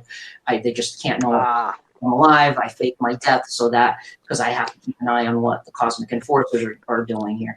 And so it's the leader of the we used there was like a Cosmic Enforcer in one of the MV Creations comics. It was like this big imposing Cosmic Enforcer and Silhouette. I don't remember, it was like a group of Cosmic Enforcers in the MV creation. Oh yes, I remember. I remember that panel. Yeah, and one of them looks really imposing in silhouette. So we're like, that's the supreme arbiter. He's like he's the head of the Cosmic Enforcers. He's the one who's doing all kinds of fucked up stuff. Like the Eternia, all these resurrections happen. Eternia people have come back to life who were killed off. So he's like, we have to balance this, the cosmic balance. So the balance for that is to destroy populations on other planets to balance the reawakening on Eternia, to have this cosmic balance. And Zodak's like, he's going to kill, populations worth of people. We can't let this happen. So I wanted to kind of give Zodak a proper, kind of heroic almost role, even though he's always been neutral. It's like now he has to make a choice because the Cosmic Enforcers are going way off book here in terms of the mission. So it was just stuff like that, like let's bring characters back. Skeletor was killed off. Yeah. All this killing off everybody drove me nuts. I'm glad how you brought Zodak back. That's the thing that I couldn't stand, was everybody always getting killed off in these bios. These are beloved characters we loved for years. And yes, I know in real life there is deaths, but when you're tuning into a cartoon or reading a comic, you like seeing your favorite villains and heroes return each week, be in a crazy situation. Yes, you do like them being in a dire situation, and maybe there's some battle scars and wounds, and you think they're going to be gone, but you'd like to see them come back. But when you're killing so many established people, and when with the Zodak thing, the thing that drove me nuts more about that is, I always looked at him as almost a higher power than everybody. An Eternia, I was like, the thought of, and he's dead now. I was like, when he came to, when he would appear, it's like, oh shit, here's Zodak. Yeah. Nobody. I mean, Zodak is an extremely powerful being. You can't just assassinate Zodak. It has to be someone of that level of power. And we're like, let's not have him die. He just didn't die. Somebody is trying to take him out. Somebody at the Supreme Arbiter. That's why we created this big bad to kind of come after Zodak, because it would take somebody of that level to try to take out Zodak. But it's Man-at-Arms killed off in one panel of a mini comic as a Snake Man. He gets Clamp Champ, gets the clamp through his chest. It's like, you killed Duncan? Like that? And they have Clamp Champ saying, come on, man. Yeah. You might as well say, yo, dog, don't make me break my foot off in your ass, Duncan. That was the most stereotypical. Cringy. Oh my god. So cringy. But it's you can't. Didn't they kill Stratos too? Wasn't Stratos killed off too? Back. We already brought Stratos back. He's back. Oh, good. You have to link me to all this, Danielle. You got to get me into your bio so I can get caught up on this. Since you're doing the goodness, I'm going to read your stuff. Spike, let Spike hook you up. Thank you, Spike. Okay. We have a good time doing them, and I'm really like I said, I'm really grateful. I've had a lot of fun doing them, and but it's not. I don't know if you guys would dig them because they're not. I think you would prefer the stripped down back to the basics, kind of take the key elements of Filmation, take the key elements of the mini comics. A lot of this is built on what Scott had been doing for years, and also undoing a lot of what Scott did. Yeah, and that's why I felt like you guys were really giving a raw deal on that too, because the ones you guys have done since then, there's more sense to them. It's more like you're telling a story of this character as opposed to throwing in a bunch of it's the bio for Trapjaw. Well, and then the sorceress fell off a cliff and she died. What does that have to do with Trapjaw's bio? But it's in there. And she got killed off too in one of the bios. That's why I get pissed off when people would really buy into because of what Scott wrote. That's why I'm like, God, you people, this is. Well, it's that canon for classics. But I've always said too that because that is official for classics, that could influence other iterations. That's what worries me the most, is that people see this stuff and they think, oh, well, Mechanics a shitty character according to the bios, and this person died according to the bios. So, that's what worries me, is that people are not really going to do much research in terms of, if a new fan comes along and is introduced to the classics and reads these bios and thinks, okay, so this is what this character's, how they're perceived, and that's what worries me, that they're not going to pick up the mini comics and Filmation and NYP, and that's why they need to get this. They need to get this, the character guide and World Compendium, and they can look up every version of that character and go, Classics depiction of He-Man. I like that a lot because when that book was announced, I really thought it was nothing but the bios that Scott had written and a bunch of other stuff. Like, hell no, I'm not supporting that. But I had no idea it had all of those multitudes of explanations, like in various cans. I thought that's brilliant. I was like, that works perfectly because for anybody who's wants to know a lot of stuff, like for He-Man and Skeletor and Trapjaw, Beastman, there's all these variations of that character. I thought, okay, that's genius. Like that. I wish I had known that beforehand because I really thought it was nothing but like the Scott Knightly bios for a lot of those characters.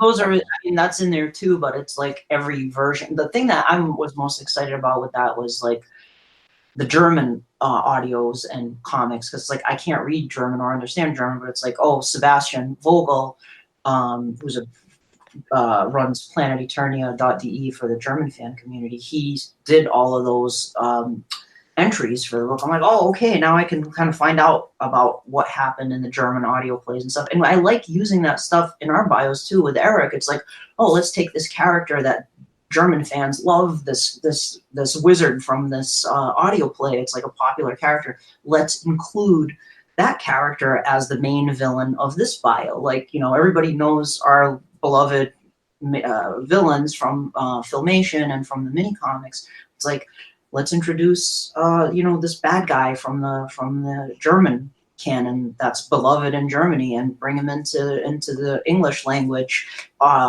bio and introduce this character. So it's like that's been kind of fun too, is kind of taking some of stuff from other media and bringing that in, or the Brazilian comics, like they're introduced a lot of interesting characters in there. It's like, oh, let's use some of those characters as well, Now, and you just missed out on the. Oh, go ahead. Oh, no. Well, I just want to ask, can you do a bio for a character that has not been released in the classics line? Like, could you do an Azrog bio or a Spydra bio? No, but I can't. Any bio we write has to have a corresponding item in the line. Like, so we can have bios for stuff that was already released. We have bios on packaging for upcoming stuff, but we can't do, like, I can't write a bio for Azrog and Spydra because they don't have a toy. But what I can do, and maybe I have done for somebody on this podcast, is reference them, put them in somebody else's bio as villains. I can have somebody else. Say that again, though. Could you repeat that? I said I can't write a bio for those characters because they don't have toys, but what I can do, and perhaps I have done on behalf of someone on this podcast, is include them as the main villains in somebody else's bio. Like in somebody, like I can reference them in another bio, for example. Like, so if let's say He-Man has to fight a threat in the bio, right? He-Man faced this grave threat during his time to retrieve the amulet of Romara from the Crimson Ways or whatever, and encountered, he had to do battle with Azrog and Spydra or whatever. I can include them in the bio, their plot or something like that. So I can reference them, but I can't write a specific bio for characters. You know what I mean? Oh God, I just please, if this were to happen, if you were to happen to have included it in some sort of bio, would they be coming down the pipeline sometime soon that I could, maybe one day see in a bio Azrog and Spydra included in this canon? Like, is it? It's possible. It's possible that in 2020 that you will see. I could tell you the exact date, perhaps, even if I had the document in front of me. Dang. Put it on the calendar right now. To it when it comes out. Oh, possible Azrog and Spydra will make an appearance at some point. Oh my God! Another pitch the universe. It's also possible that other. Actually, I know this bio coming out tomorrow, Monday, is going to have some characters in it that I put in there for Joe. So. This Monday, you said? Tomorrow, yeah, this Monday. There's Joe's jumping on point to finally start reading these bios. Son of a gun! All right, I'll be sure to look for that. Link me just in case I forget, but I don't think I'm gonna forget. Now that you said that, I'm gonna make sure.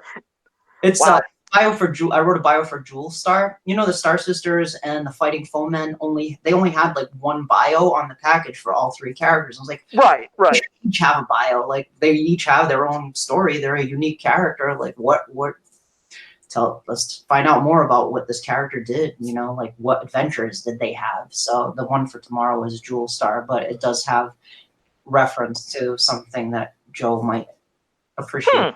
Okay, that makes me think too. On top of that, like the characters that Axel has designed, like you know, like Hans Hammerholder or oh god, there was like that man crystal kind of character. I forgot. Yeah, that one, like those kinds of characters. Like, are those, you know, considered like official canon as well? Like, would they be given bios and things like that as well? Or a lot of them are official canon because they appeared in one of the mini comics. Yeah. So those are considered official because they appeared in published material. Anytime that Mattel says approves something and then it gets published and released to the public, it's official. It has the trademarks next to it and everything. So he put those characters in there. I've used a few of Axel's characters. If I don't know if you read the bios for the PowerCon figures, but the ones coming up. Yeah, they were online. In Pixel Dan's video, he showed like a close-up. Okay, no, I have not seen that one for Slamurai and the Snake Troopers. Yeah, Eric Marshall wrote Slamurai. Eric wrote Slamurai, and he wrote the Slime Pit He-Man. The only one I wrote for that was the Snake Troopers, but I put Reptilax. You know that Reptilax. I put Reptilax in that bio. That was what Axel designed, so I brought that into the official Classics canon. And when I say canon, it's like it's funny because like there's some things where I think of canon as like if I think about I love Dark Shadows, the TV show. So I consider the TV show itself like the only canon, and then like you have all these like extra things like books and comics and stuff, which are official because they're licensed, but I don't consider them part of the core canon.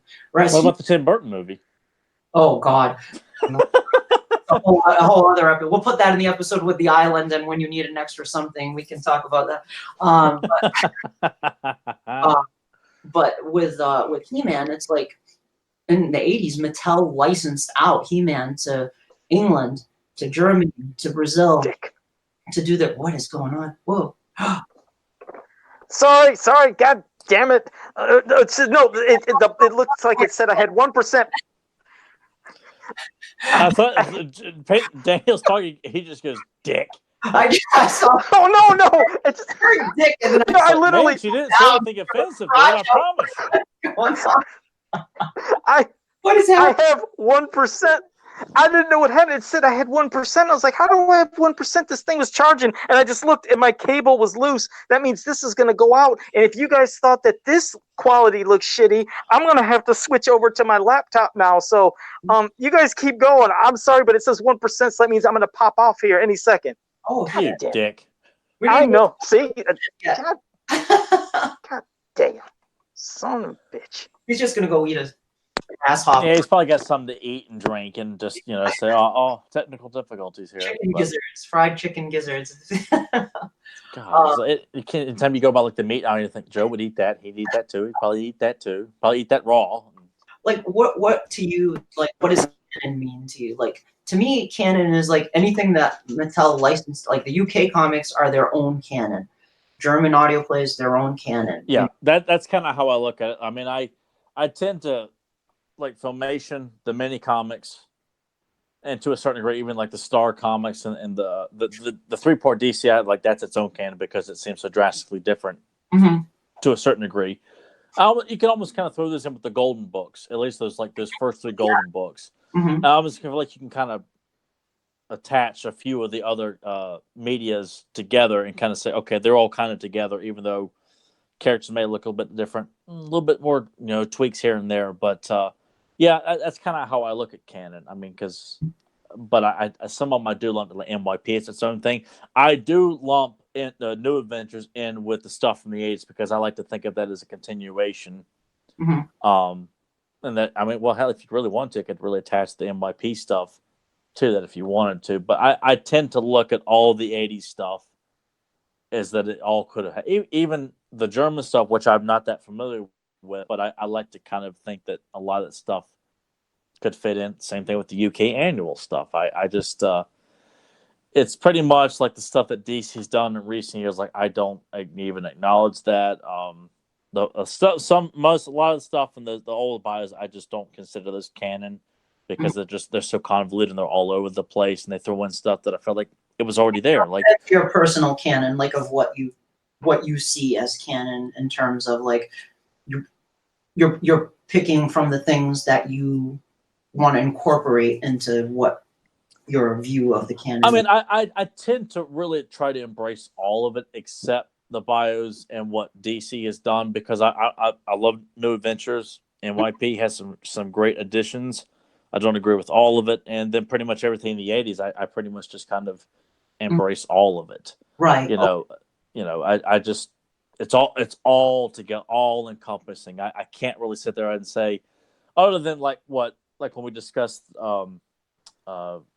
King of Castle Grayskull, like there's Force for many comics, there's a few ideas, and then I'm like, I'm glad they did away with that. Like I don't like He-Man coming from a tribal village and things like that. But other than that, it's all canon to me. Everything in the 80s to me all flows together. The live action movie, into New Adventures. And even with New Adventures, I kind of feel like I kind of like the mini comic origin of how they got going, as opposed to the animated series where I agree. Where Grayskull pretty much implodes and becomes the Starship or all the power goes into the Starship Eternia, which kind of gives it a little bit more significance as opposed to the show. But but that's one of the things I like about He-Man so much, is that it's I've always associated with like those choose your own adventure books.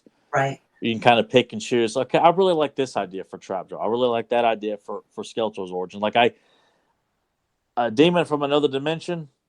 I kind of like that vague description, but I don't need like anything in depth, or that's. And I like his ties to Hordak, but I think Skeletor having an explanation. Like I don't like Keldor. That was something too. Like that whole idea that they were going to make Keldor a prominent villain in the Powers of Grayskull. Like that means Skeletor was going to be kind of running around in that era as well. I kind of feel like that takes away. You don't have to have everything connected that way. I kind of feel like having the Snake Men be the prominent villain along with some other characters. I guess in the Search for Keldor minicomic, he says, like Randor says, Keldor was lost in dimensions beyond time, and I always thought that was like, after I read that interview on the org, I was like, oh, I wonder if that's what that line meant. Like it was like a hint to he got lost in time as Keldor, and then later became Skeletor. Back then, I don't know. I know what you mean. Like, you saying that makes me think of that line in Powers of Grayskull where King Hiss looks at Skeletor as if like he's like, I wonder if he's associated with the unnamed one whom we serve. Like, would Keldor be the unnamed one? Be the unnamed one? I think you're right. I bet they were putting a little few like hints in there, and that's what it was going to lead to. I bet you. And the unnamed one, maybe it was someone you didn't see, and it turns out it's him, like from the future, which is kind of a wacky idea, but I kind of like that. Like, it'd be interesting to see. With Keldor, I remember in the very early days of the fandom, and this was before those interviews were published on the org, in the mailing list days, fans would debate that. It's like, is Keldor Skeletor? And some people were like, no, absolutely not. And some people were like, yeah, it is. It's hinted at, So there was like this. I never thought that was that big of a hint, because I read that before I ever read that Lead Northern interview. I thought, I don't get it. Like, there's not enough here to say that. It could be just Skeletor's being a prick and doesn't want him to find out, as if like he's the one that got rid of Keldor, and they can't find out. And then when Lee confirmed, I'm like, oh. Yeah. People picked up on it. It was like they were just debating it. But the thing with Keldor is, like, I like it if it's done right. Like, Keldor can't be. I was reading this. It was an interview by one of the creators of. I don't know if you're familiar with Dungeons and Dragons, or Ravenloft, which was like a gothic horror spin-off from Dungeons and Dragons, right? And one of the creators of the first Ravenloft adventure was talking about sort of a gothic horror vampires, specifically, or something like characters like Dracula and stuff. And she said that the redemption, the idea, redemption is simply a lure for their prey, a trap for their prey. Like the idea of that they can be redeemed is a lie, and that this mask of tragedy is just hides. This mask of tragedy hides a unbelievable predator, an evil predator, and that it's all a lie. And that's how I think of Keldor. Keldor is very charismatic and stuff. Psychopath. Like I don't think like the way Scott was presenting, it was like Keldor was this heroic prince who, Oh God, I hated that idea. because of circumstances, he went bad. I never thought of Keldor as a heroic prince. I think he was just a complete psychopath. Like he's, so if you read about psychopaths, they're really charismatic. They're really good at manipulating people. Like Ted Bundy. Yeah, yeah. And if that's what they're gonna do, if they're gonna use Keldor in something, they have to make him like that. Like he has to be that where when he becomes Skeletor, that's just like a visual manifestation of what he already was all along. He was a monster, and that's what that writer was talking about. These villains that like nowadays vampires, like, oh, they can be redeemed if you love them enough, but they're monsters. That is an illusion of redemption. They're irredeemable. He is a monster. He was a monster when he was Keldor, and he that's just a visual manifestation. That's how I think if you're going to use Keldor, if you're going to go with that angle, you got to do it like that and go for a real like Shakespearean kind of Richard III or Hamlet. And Hamlet, the uncle is actually bastard. Like, it was not bastard literally, but he's the one who's does away with Hamlet's father. Like you have to make, if you're going to use Keldor, he has to be a psychopath. That's the only way I think that works. You can't make him like he was a heroic prince, but who, because of circumstances, went bad. And if only he was loved enough, he would. And the skin's blue, so we can't trust him because he's a god. What horseshit. Yeah. I was like, God, you just don't get. And that's what I'm so glad that you were. And I had never heard of that, but I love that explanation because that's what I love for my villains. Like I feel like if you have fun with the villains, then they're no longer a threat. They're not something that should be taken seriously. And villains like Skeletor should not be redeemable ever. Like no. That if you really wanted to push that Keldor character, he should look like. I mean, the design of Keldor for NYP was wonderful, but he ought to be a pompous prick, a guy that would, sleep with a woman just to steal something from her and then kills her or something like that. There should be nothing redeemable about that guy. He's a manipulative psychopath, and he is a monster, and that's how I think that's how you do Keldor. And it's interesting if you look at the three main villains from Masters of the Universe: Hordak, Skeletor, and King Hiss. They each kind of have their own, in my opinion. You look at them and they kind of have their own angle. Like King Hiss is kind of a fanatic. Like he thinks that the Snake Men are like should be the all his people. That's what the master race. Right. He's obsessed with that. Whereas Hordak is a tyrant. He is the ultimate galactic dictator. Right. He wants everything to be in his image. He puts his face on everything. Like I love that about. He's like a Nazi dictator because he say that logo on everything. Yeah. And then Skeletor. If you look at Skeletor, what is he like? He has the face of death. He is. Subtitle is the Lord of Destruction, right? So what is Skeletor about? Chaos. Just chaos. Like kind of like how the Joker is. He just does it because he enjoys it. Yeah. He's unpredictable. And he always comes. He's the one who, except other than He-Man, he's the one who comes out on. Skeletor always comes out on top. In terms of the villains, it's always going to be Skeletor. Yeah, I would never enjoy a story where Hordak or King Hiss would be the climbing on top of the mountain. Like Skeletor has got to be the definitive villain. Yeah. They might have their moments, like of course. But Skeletor is always going to, and he's too smart. He's too smart. He's going to get the upper hand eventually, right? And I think it's what makes him special because he's a very selfish character. So he's always thinking about how can I benefit. Whereas Hordak wants more. King Hiss is like who was going to sacrifice themselves for the master race. Who was willing to submit. I mean, they all have that egotistical mindset, but I feel like Skeletor's, even though his is run by a very big ego, it's more of a selfish persona as opposed to it's not expanding the Empire Snake Mountain or anything like that. It's just how can I Yeah. God, you know what I'm trying to say. I hope listeners know what I'm trying to It's say. all about him. It's how is this going to benefit me? But it's also there's a real darkness to Skeletor too. Like it's like that hole will never be filled. Like he always needs more and more and more, and it ultimately it leads to destruction. That he's the Lord of Destruction, right? So I think even if you play it as the demon from another dimension, or if you do the Keldor transformed into Skeletor, it has to kind of be played the same way, you know. I don't even know how we got on this topic. we have done a rabbit hole from talking about the Green Witch to bios to Skeletor's background. I mean, but that's a great He-Man discussion. Like that just shows you, like fans, if you think it's just about toys, nothing else, we just sat here and just spitballed. None of this was planned other than we said we're going to talk witches and this story. Everything else was all improv. Like that's how rich this property really is, people. Yeah. So witches, are we going to still talk about witches? Hell, at this point, I mean, that was a really good conversation on like Skeletor and just the pros and cons. Part of that, yeah. That's a shame, but you know, Joe's calling people a dick and had other priorities. Yeah.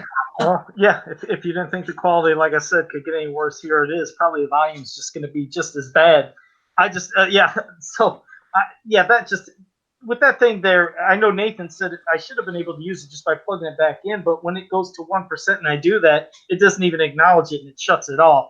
So I'm probably going to be going to. And I'm looking right now. I'm looking at us live, and it's not even showing my face. You guys can see my face, but it's showing my profile avatar picture of Anti-Attorney Battle Cat. So that's how bad this is for me. But I was going to say, I know we have a lot of people here that were having questions, and in one sense, we did cover the main witch. We didn't get to all of them, but I know a lot of them they're in different parts of the country. They might be going to sleep here in a bit. I know they wanted to ask you questions, Daniel. Are you saying we're putting them to sleep without a discussion on Skeletor? No. I mean, we might not be able to go into the other witches because it would take a while. It's just a reason to have Danielle back anyway. Like we weren't going to do that already. But how am I going to promote this podcast tonight? Like when I promote after this, how am I going to promote it? Like how do I promote this? Well, we have it where we discussed that real shitty newspaper comics. Hey, check out this great political story. Yeah, the shitty story. But hey, I mean, we did talk about the Green Witch, but other stuff random, and we're gonna have listener questions. So now, Shadow Weaver, we'll just name them off. Spydra. We talked a little about Spydra. Yeah, and that was one that I was going to use Spydra and Queen Omorph if she didn't Phantos. Yeah. You know what? I think that'd make great for a Halloween episode. If we ever get back for a Halloween episode for witches. Right, well, let's go ahead and book her for Halloween already. Yeah, that's what I said. Halloween. You're coming back. Have her again throughout the summer too, as well. So yeah. All right. So put that on your calendar. All right. Well, now it is time for all you listeners and people that are in the chat room. Shoot us any questions you want, and I'll at least hit with one that I've seen right here from Eric Munoz, who had a question for Danielle. Said, ask her about the bio on the Sword of Gaz. I don't actually know what that is. What is that? Oh, okay. So Eric Marshall wrote that bio.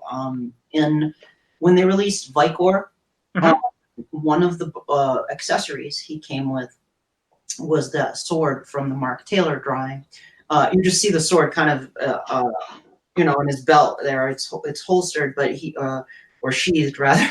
And so in the ad copy for Mattel, when they released the Vicor figure, remember on the Matty Collector page, you go and see the ad copy, and it would have like a description of the figure. It's like Vicor comes with his axe, and it said, and the Sword of Gaz.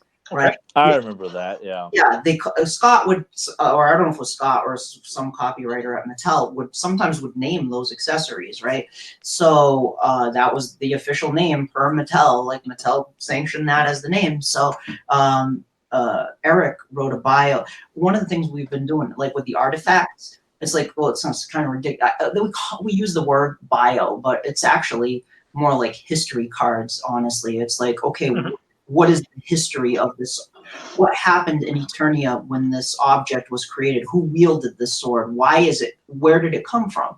So we used, Eric wrote a bio about the Sword of Gaz, and I thought it was a really nice bio. Like it had a very sword and sorcery feel to it. It's like Vicor's father was a blacksmith who fought in the Great Wars, and he forged he was from the village of Gaz, which is on the Eternia map, the village of Gaz. So we're like, okay, if the sword of Gaz and the village of Gaz exists, it must be connected because they're the same name. So Eric had him, he forged the sword in the Great Forge of Grayskull to fight in the Great Wars. And he was killed by, I think it was the Great Black Wizard, killed him off. Okay, yeah, I like the inclusion of the Great One, and that sounds a lot like Conan the Barbarian, kind of like the opening. Yeah, it definitely has that feel to it. And then many years later, like Vicor was selected to protect, defend, as the He-Men. I never call them He-Men. I call them defenders of the power, protectors of the power sword. Like they don't call upon the power of Grayskull. Their purpose is to protect, like make sure nobody gets their hands on this thing. That's your purpose. So Vicor, he avenges his father, has the sword of Gaz, and then many years later, when Vicor is old, he comes back to help Hera. So we had Hera, you know that design for She-Ra? It's an early design for She-Ra with the black hair. One of the early working names for She-Ra was, some people say Hera or Hera. Hera. Like, didn't Larry Tiller come up with that? Or yeah, I think so. I think it was Larry, because he wanted to call her Hera after the Greek goddess. So I call her Hera, but and so we had her, and this is one thing. Yeah, she served also a really nice purpose, because she became one of the protectors of the power sword. But I also, in another bio, used her.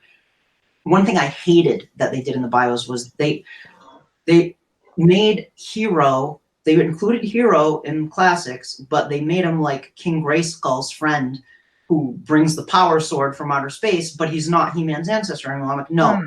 Absolutely. Eric and I were both like, he has to be He-Man and She-Ra's ancestor. He has to be. Thank you, God. So he has to be. I mean, so but we couldn't get rid of King Grayskull because King Grayskull was there. So it's like, okay. Can you at least tell me you wanted to get rid of King Grayskull? Is that what you're trying to tell me? Yes. Yeah. Or at least minimize King Grayskull. It's like I just. He sucks, and you know it. I have no problem. Like He-Man and She-Ra must have ancestors. I have no problem with. Not him though. Like Hero is the definitive ancestor, but not another He-Man. So what we had was, so it's like, all right, Classics has already established King Grayskull as the ancestor. So what we did was like, all right, well, everybody has two grandfathers, right? Like your mother's side and your father's side. So one of the grandfathers is Hero, and one of the grandfathers is King Grayskull. Then their children marry and produce Hera.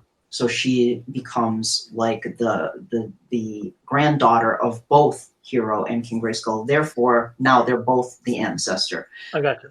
We don't eliminate Hero. Hero has to be the ancestor of. So we had Hero's son marry King Grayskull's daughter, and then Hera comes along. So anyway, in that sort of Gaz bio, it was actually really beautiful. Like Eric had Vicor die as an old man. It was like his final battle, and he dies, and Hera marks his grave with the sword of Gaz. Like she puts the sword in the grave, right? And that was the end of the bio. And I was like, this is awesome. Like it has a very sword and sorcery feel to it. Like I could hear like the kind of the epic music playing. So you did a really nice job with that. I enjoyed that one. That was one of my favorite ones. Yeah. All right. Well, thank you for that question, Eric, and thank you for that explanation, Daniel. Because I tend to get carried away with stuff. I talk too much. No, you're fine. You are fine. We like information. But Sportimus has two questions for you. One is, are you attending Power? I kind of have to. Yeah. All right. And his next question, so I have to moderate panels and stuff. I was like, Daniel's going to be there. But and his next question is, what are some of your favorite Masters of the Universe Classic figures? All of them. Well, you can't like them all. What about the nameless one? Okay. Let's see. Let's take a look. How about? I'll go with. You know what? I love the Orko Classics figure. I love him, but I don't like the colors. That's the only. He's too. It's a little too dark. The robe. So, but I do love the sculpt for that Orko figure, and he looks great. Like the '80s one, like he looks awesome. Yeah, he just looks like he from the Filmation cartoon. So I'm gonna go with Orko. Okay. All right. And Spike has a question. Which is Danielle's favorite UK annual? Oh, Spike was very kind. I don't know if I'm supposed to say. I'm going to take the liberty of doing this. Spike was really kind, and he sent me like the UK annuals in the mail, along with some Ladybird books, which was extremely kind of him to do. And I have, sadly, I am there. The first one is next to my bed, which I am going to start reading because I just finished reading The Haunting of Hill House by Shirley Jackson, and the next book underneath that was the first UK annual. So I'm going to dive in this summer, Spike. I'm going to be reading those UK annuals all summer, and I promise you by the end of the summer I will have an answer for you as to that question. I suspect the first one, I see Fakers in there in Prison Star. So yeah, and prepare yourself for some different versions of Orko, different colors. He changes colors quite a bit. And Val Staples popped up and said, "Yeah, you better be at PowerCon." So Val's in here. No way. Oh, okay, Val. I'll be there, but I definitely want I'm gonna need some favors here. I'm gonna need about at least 5 shots of whatever of alcohol of each of the drinks that, because Val does these themed drinks for PowerCon, so I want one each. All right, we'll see. I heard something about alcohol and drinks. Oh God, I'm gonna have to pop in. Hey, hello everybody. Hey. Pop in. Oh look, there's I should have shut that door because I'm gonna do that now because I don't want you guys to just see the toilet. That's the throne room. No, we've already talked about this time. The throne room is the other bathroom. That's not the one that we do the other business in. I'll be back. I see Brutus the Barber Beefcake, and not the barber. Isn't he your favorite wrestler, Nathan? What do you? There's nothing up there. I see Crockett and Tubbs. Okay. He did that with me that week when I said it too. I was actually cracking up. I was like, wait, I know I see Beefcake. There's a show. It's not that. I really thought, I was like, what the hell? Am I losing my mind? So, oh, Jesus. Okay. Well, let's see. What do we have next? Sportimus said, will you have any of your books for sale at PowerCon? The Dark Horse books, I don't sell them personally, but no, I think there might be vendors there who are selling them. There are like a ton of vendors that come to PowerCon with all kinds of merchandise, so keep an eye around the vendor booths because you might see some there. Okay, because he said he'd like to get your autograph there too. Oh, so. Please. So something to line your birdcage with? Is that? Oh no! Don't do that to you. Oh, come on! Oh, is that? Are you one of those guests that that'll be $30 for the autograph? But if you want a picture with the autograph, it'll be $40. But if you just want the picture, it's gonna be $50 for just like. No, I just kind of imagine now. There's like Daniel autographs it. And it goes in an actual bird cage, but there's also a picture of Tyler right beside of it. No. Trust me. You know, the day that maybe that's what make it out there next year. Like Val can give me my own table and have some nice 8x10s. God. Kind of pose like this. You're like in 10 Things I Hate About You. You got like one picture you doing this in like a white tank top and another one in a black tank top, and you're like, which one of these is better? And then Joe and I are off at another table, and we're just sitting there, and I got like my bucket, and I like throw up into it. Yeah, because you're also upset because the line's around down the hallway from my table. You know what? I think it would be the other way around. I think they'd be like, "Oh, Nathan and Joe," like that Tyler guy, and they just give you the finger, like. And I'm like camera. Virgil. I'm just kind of sitting there, like nobody's at my table. Yeah, probably. Yeah, probably. Yeah, Val said that would be called the Table of Anger. So that's what Tyler would have. The Table of Anger. Yeah, you gotta like set the table up in a way to where like he can flip it over, but it can just like pop right back up. Doing some of the Thundercats. Yeah, so like some. Oh yeah. So good. Hey, will you autograph this? Didn't you think it was great? Table's over. Yeah. Well, Fedmon just jumped right in right after Val and said, "Actually, that would be the table of ego." So, Jesus, boy, they're just I like jumping. that. I like that a lot. And everyone around you just has trouble breathing. We're all just sitting there all day gasping for air. Yeah. Like if Daniel come up with like my own personal bio for how the ego got so big. Like it would be great. You know? And then you force Danielle to like write the bio for you too to like just up she the would ante. be willing to do it at her own free will because I just be there so he can draw it too. Absolutely. You know. By the way, we need you to go back and rechange that goofy ass version of Hero and change it to this version over here. You can come up with whatever you want. I trust you. Just make sure we use this much more competent and much more realistic version of what the Son of He-Man would look like in a bio, you know, or in the classic style. That was going to make you cosplay if you come to PowerCon now. I got no problem with that. I'll give my own table. I'll cosplay. But you got to cosplay as Netflix She-Ra. Oh, shit. I'll be outside pickling that one. No. That would be epic. I'll pay for your flight if you do. there you go. He's like, Mom, do it. Done. That's a done deal.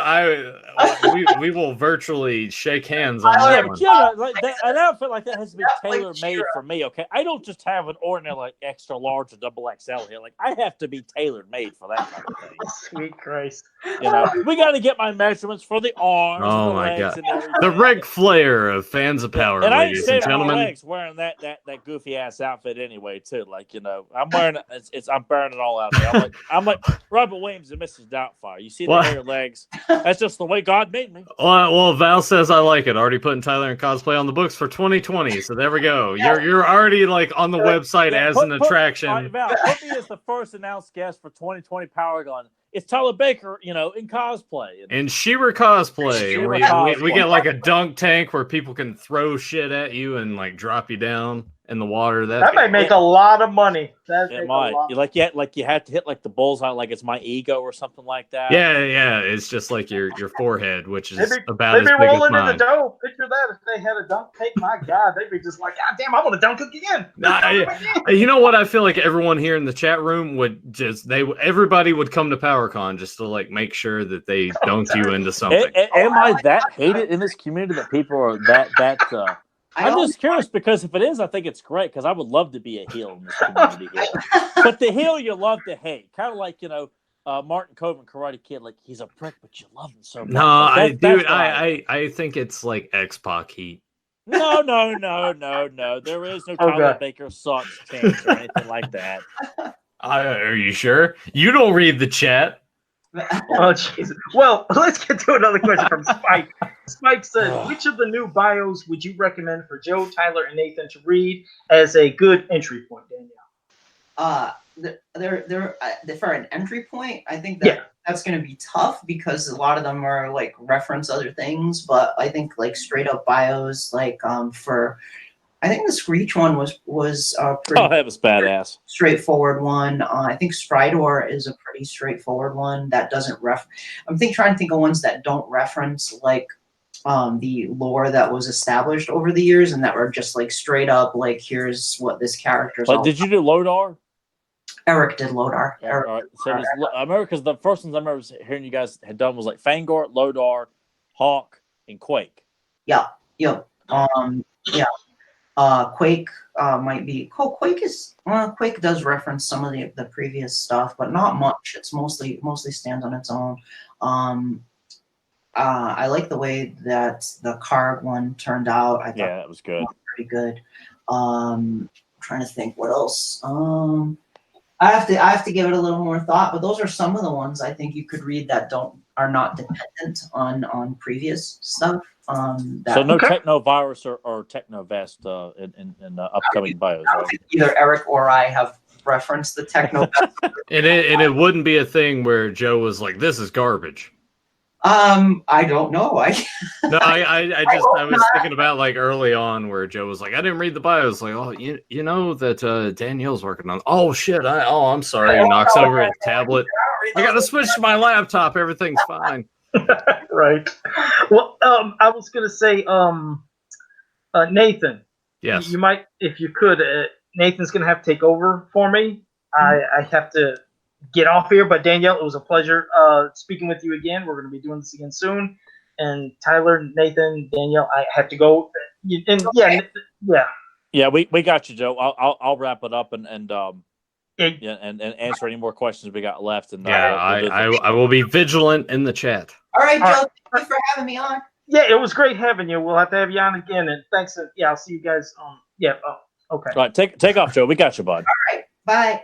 There is one thing I have to make sure that I do because I was a jerk last week and completely forgot about it. Brad Collins has been going through the archives of Fans of Power and had the trivia questions, which, well, I mean, this probably would have been better since Joe's around because Tyler's like, I don't know. What episode? Maybe that was last week's. Looking. So Nathan can't even get it right. Brad, hey, hang on. There's a lot of stuff. Wait, no. We're live here, pal. Yeah, I realized that, but like the questions that were here, I thought that I had asked like a couple weeks back, but maybe not. Well, did he have another one on top of the ones you asked us last week or the week before? No, here's the one from a week ago, but I felt like I already asked this. What episode did Tyler Baker make his debut on Fans of Power? Oh, yeah, you already asked that. We did ask that, but I thought that there was something else, but I guess it's not showing up. That's really strange. Well, I apologize for that. Go ahead, Tyler. I'm sitting here scrolling through it now. I was like, I'm pretty sure I asked that. Like you were on it with Brian Ozone and Joe. Like it was Joe and Brian Ozone, and then yeah. So yeah, it was supposed to be all three of us at first because we had several. But I could have swore that he did send me something else before that. I'm gonna go my phone right now and insult Val. Well, are there any more questions, Nathan, before we kind of start doing the wrap up and insult Val? Let's see. Well, are there any more questions, Nathan, before we wrap up and insult Val? Wait, where's that coming from? I think that's coming from Danielle. I'm sorry. I'll get out of there. Okay. Are people talking in the chat room? Oh, I'm sorry. There we go. Okay. God, I feel like I was in like a room at the Overlook Hotel. That's weird. I'm hearing like all these like ghost sounds and shit. I went to the YouTube channel and I guess it just like was the audio from the YouTube was. Oh, okay. What the hell? Like, am I the only one hearing all this stuff? Steve, it was Val's fault. I blame Val. Anytime anything goes wrong, I suggest you just blame Val. Good strategy. Yeah, I guess he's so used to taking the blame for everything else. Like, oh.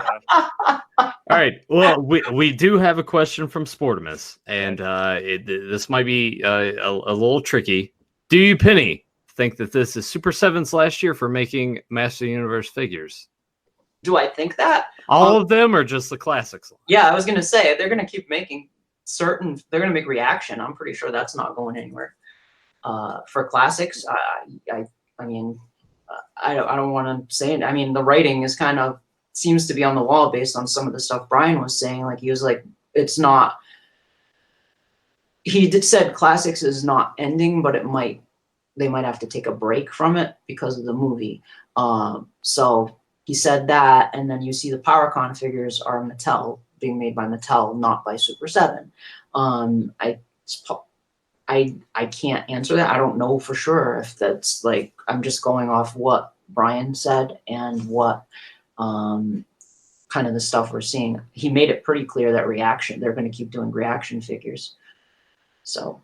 Well, I'll ask this then. Why do you think, because the movie coming out, why would that stop the classics line and put it on hold for a little bit? Like, I don't, in my head, Mattel is attached to the property. It's their property. If the movie's coming out, they want to be responsible for products coming out.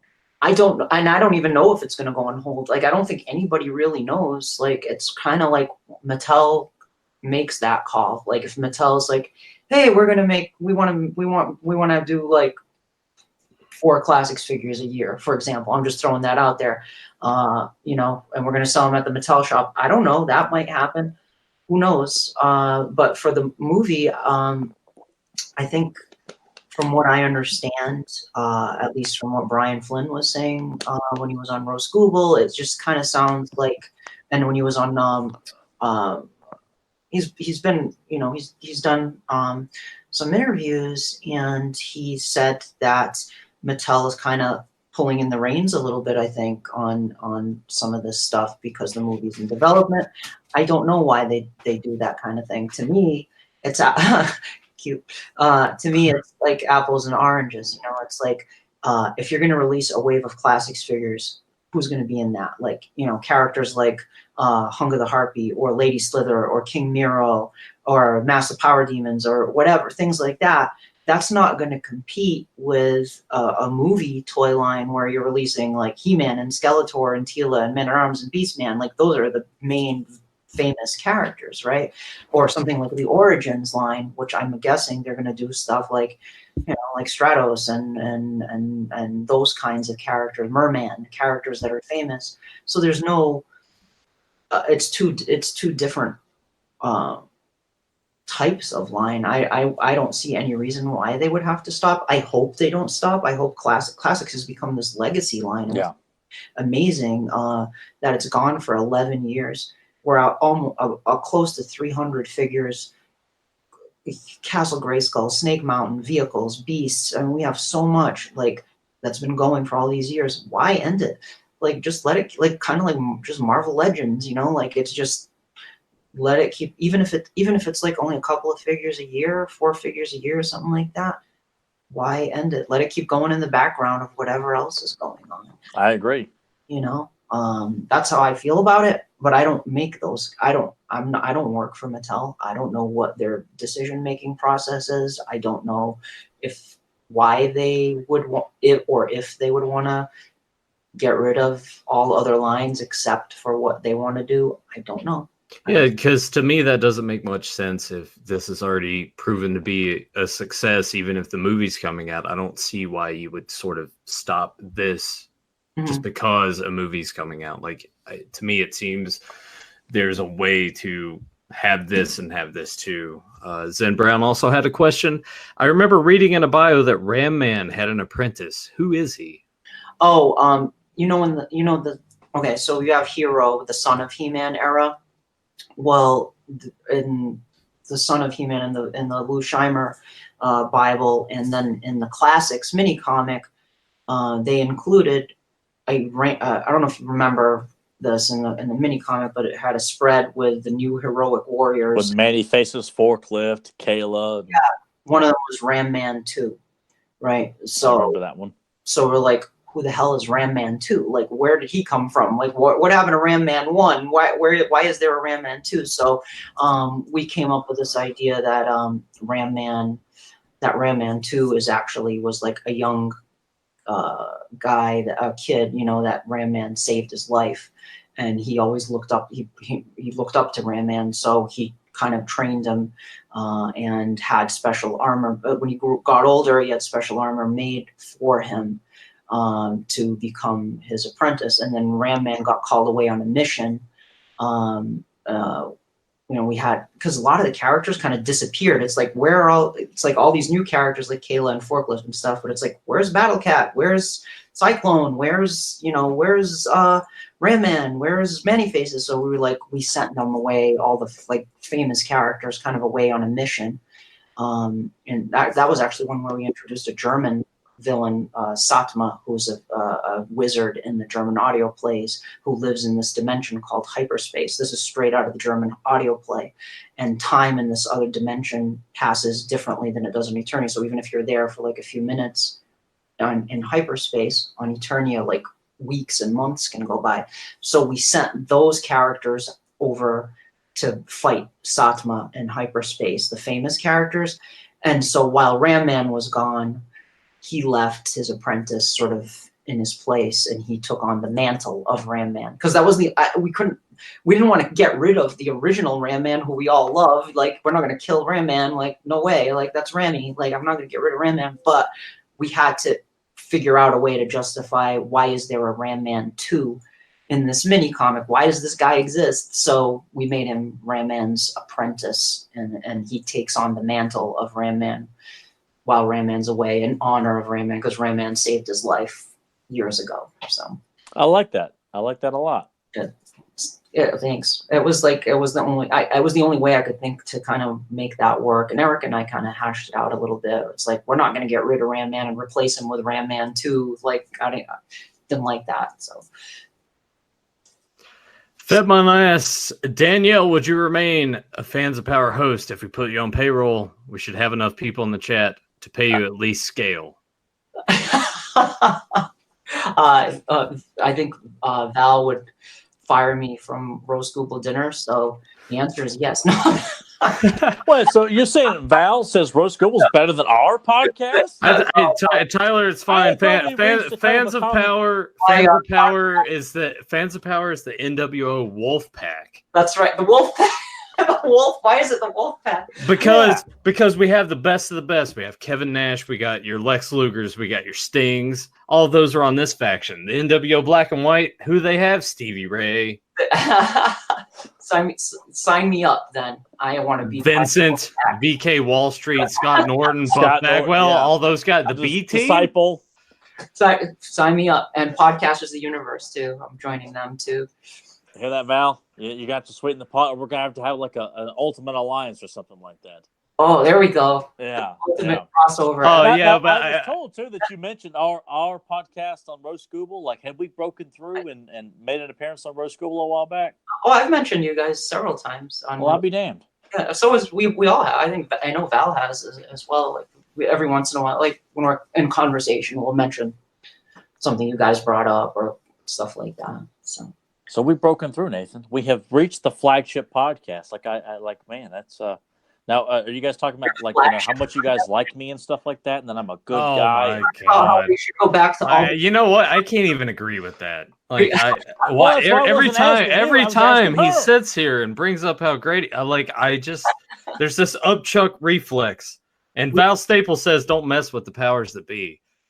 So I just picture it's like if you're not willing to take on Goliath, no one will remember your name. So I'm taking on Goliath there. I just picture like Val Staples is like, all right, you think like WCW 2000, right? Like the Harris brothers are behind the table and Vince Russo's behind. The guys kept walking up and asking. Vince Russo's like the voice, the ominous voice. He wasn't on TV yet. It was just like, oh, you got to do that. That's Val, right? Maybe not. I don't know. You're saying Val's Vince Russo, boy. Wait. Oh no. He'll never come back. I think Invitation to PowerCon's probably been renounced already. So. Hire Val to be a permanent host on Fans of Power, and then I mean, honestly, like you, James, and Val, like you guys are regulars on this podcast. I mean, that's if we can't even get Axel to come on one time, Axel's awesome. He went on Global Masters once, and I know he was stand him, but he speaks perfect English. Like when he talk, I mean, the accent he has is not that pronounced, in my opinion. Like I understood everything when I talked to him at PowerCon. I understand every word he says. I think it's just he's self-conscious about it. He is a super nice guy, though. Like he's such a really sweet guy. So I thought as much money as I've given to that guy over these years, I want to just come on and talk He-Man with us, and it's like, what in the world can that be? And he just takes off and runs and everything. Honestly, he's probably just sick of looking at your face. Val says nonsense. Val says, now I'm going to make Danielle be the janitor. I love that Val has this knowledge of wrestling. That's why I was laughing earlier. Like I can just definitely appreciate what is happening right now. Thanks, Val.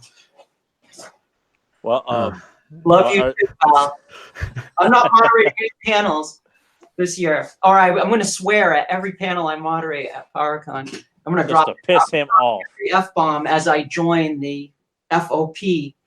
And it'll be like we like got to get her a T-shirt. We got to get her a tank top. There we go. Let her know. She puts on like this trench coat, tears it off, live on here. Val's like, oh my god. It'll kind of be like when they hired Dustin Rhodes to play that character Seven, and he finally debuts and comes out there and he's like, yeah, this is shit. This sucks. This is stupid. We did, although I will say we did spray paint the RGD on the side of the Mattel headquarters. If you look on the Roast Google Dinner Facebook page, it's like RGD spray painted on the side of Mattel headquarters.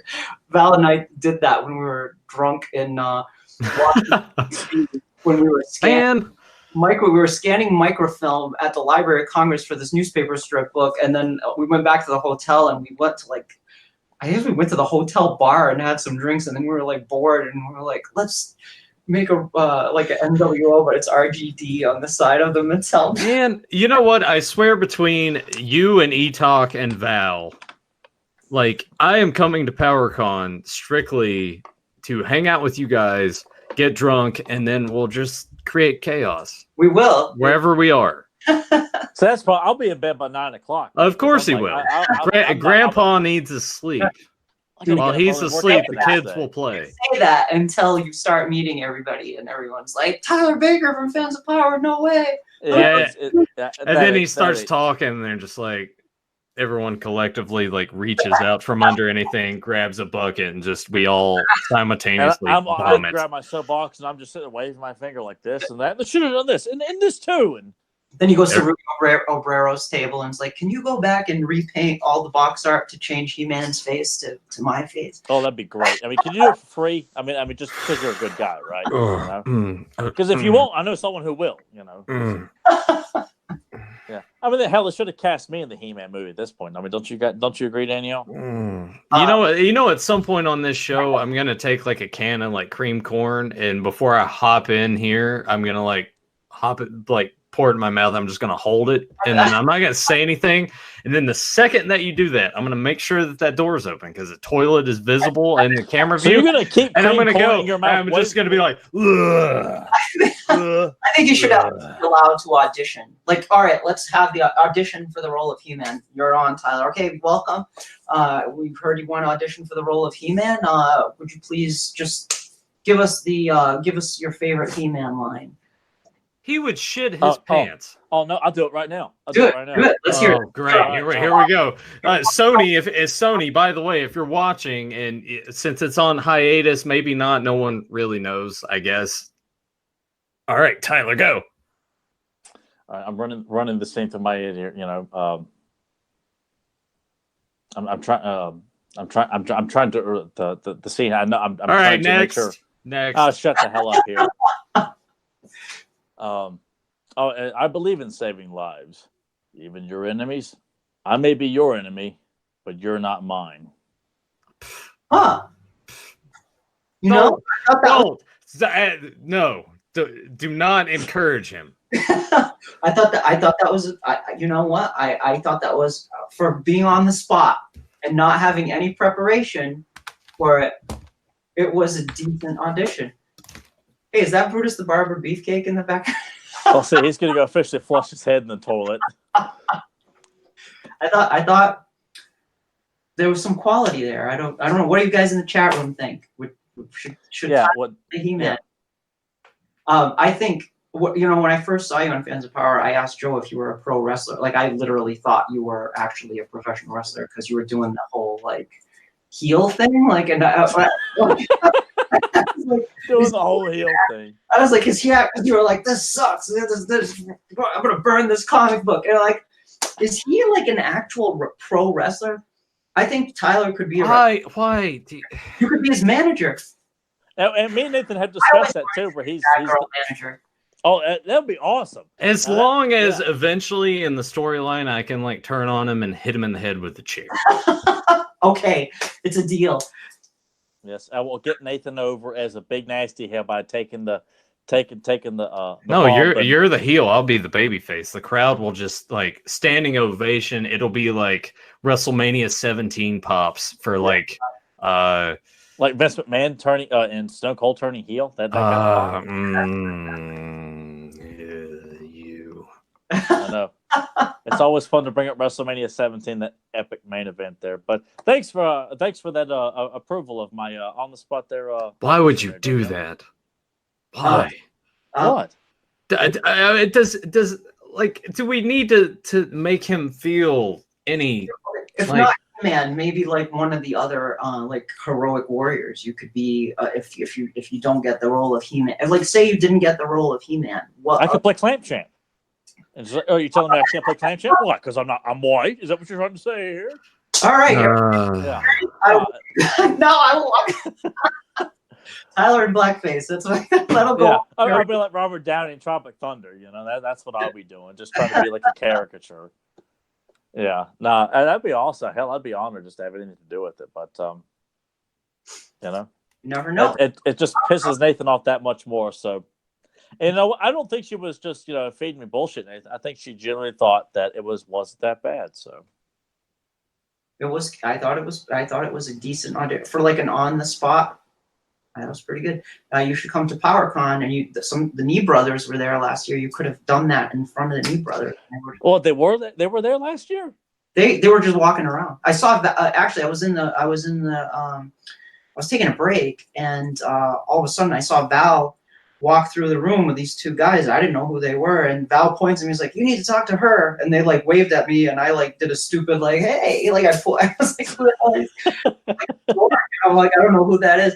And then they left the room, and then later on, Val was like, "Oh, those were the Knee Brothers." I was like, "What?" I didn't know. I didn't know what. Well, here, Val's talking with the directors. Val, well, during the small hiatus, when they're fixing the budget and everything, get the word out. Let them know that I will do it for free. I will go out there. I'll even drive out there myself and pay to play in this week, because that way I will make sure it gets salvaged. People, I will make sure. I think the day that happens would be the worst day of my life. You better be gearing up to get yourself some bleach to drink, everybody, because it's coming. Tyler plays Brutus Beefcake in a biopic about Brutus Beefcake. That would honestly, yeah, I mean, be hilarious. Like this, yeah, that'd be awesome. And Nathan can play Jimmy Hart. Nathan can be walking around with like a big ass mustache and a mullet and make a. Yeah, they would have to apply it, because I can't grow that.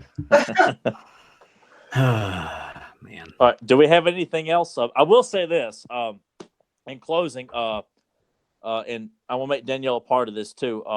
Next week we're going to do another Jeopardy episode, and Danielle, if you'd like to submit 5 wild card questions about anything He-Man or She-Ra related, you're welcome to do 5 questions, and we're going to make that one of the 5 categories for Jeopardy next week. Okay. All right. Okay. It could be anything. It could be German audio, could be the movie, NYP, New Adventures, She-Ra, mini comics, anything. Just 5 questions. So who do I just send those to you? Send them to us. You can send it to me, Joe, or Nathan. I'll just before the show, like anytime this week? Yeah, anytime until next Sunday, because the winners, the Power and Honor Foundation, were good enough to, and I don't know if Joe received them, but we have received copies of the Power and Honor Foundation book. This book right here? That book right there. Yeah. We were just looking at it because the witch is in here. Yeah, so if you do not own a copy of that, if you win Jeopardy, we're going to have 2 winners next week. If you're one of the 2 winners of Jeopardy next week, we'll send you a copy for free. So permitting that Joe has received them, but they were gracious enough to reach out, and they got in contact with Joe and were willing to donate some of those. And that's awesome. We thought we would just give them out periodically, and we'll start with Jeopardy next week. And if you don't have this book too. Oh, it's an awesome book. So much information in there about the different designs and everything. It's really hard to find at this point. So yeah, that's what we thought. Like, oh God, man, that was extremely generous. So the person who reached out to Joe, he knows who he is. If he's listening to this, I want to thank him personally as well.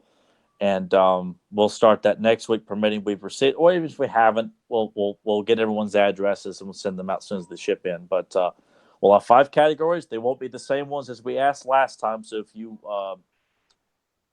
watch the Jeopardy why would you ask the same questions again? No, I meant like the same topic. The same topic. Right on. Okay. So, but the wild card, I don't know. That's going to leave that up to Danielle, and that will be her contribution.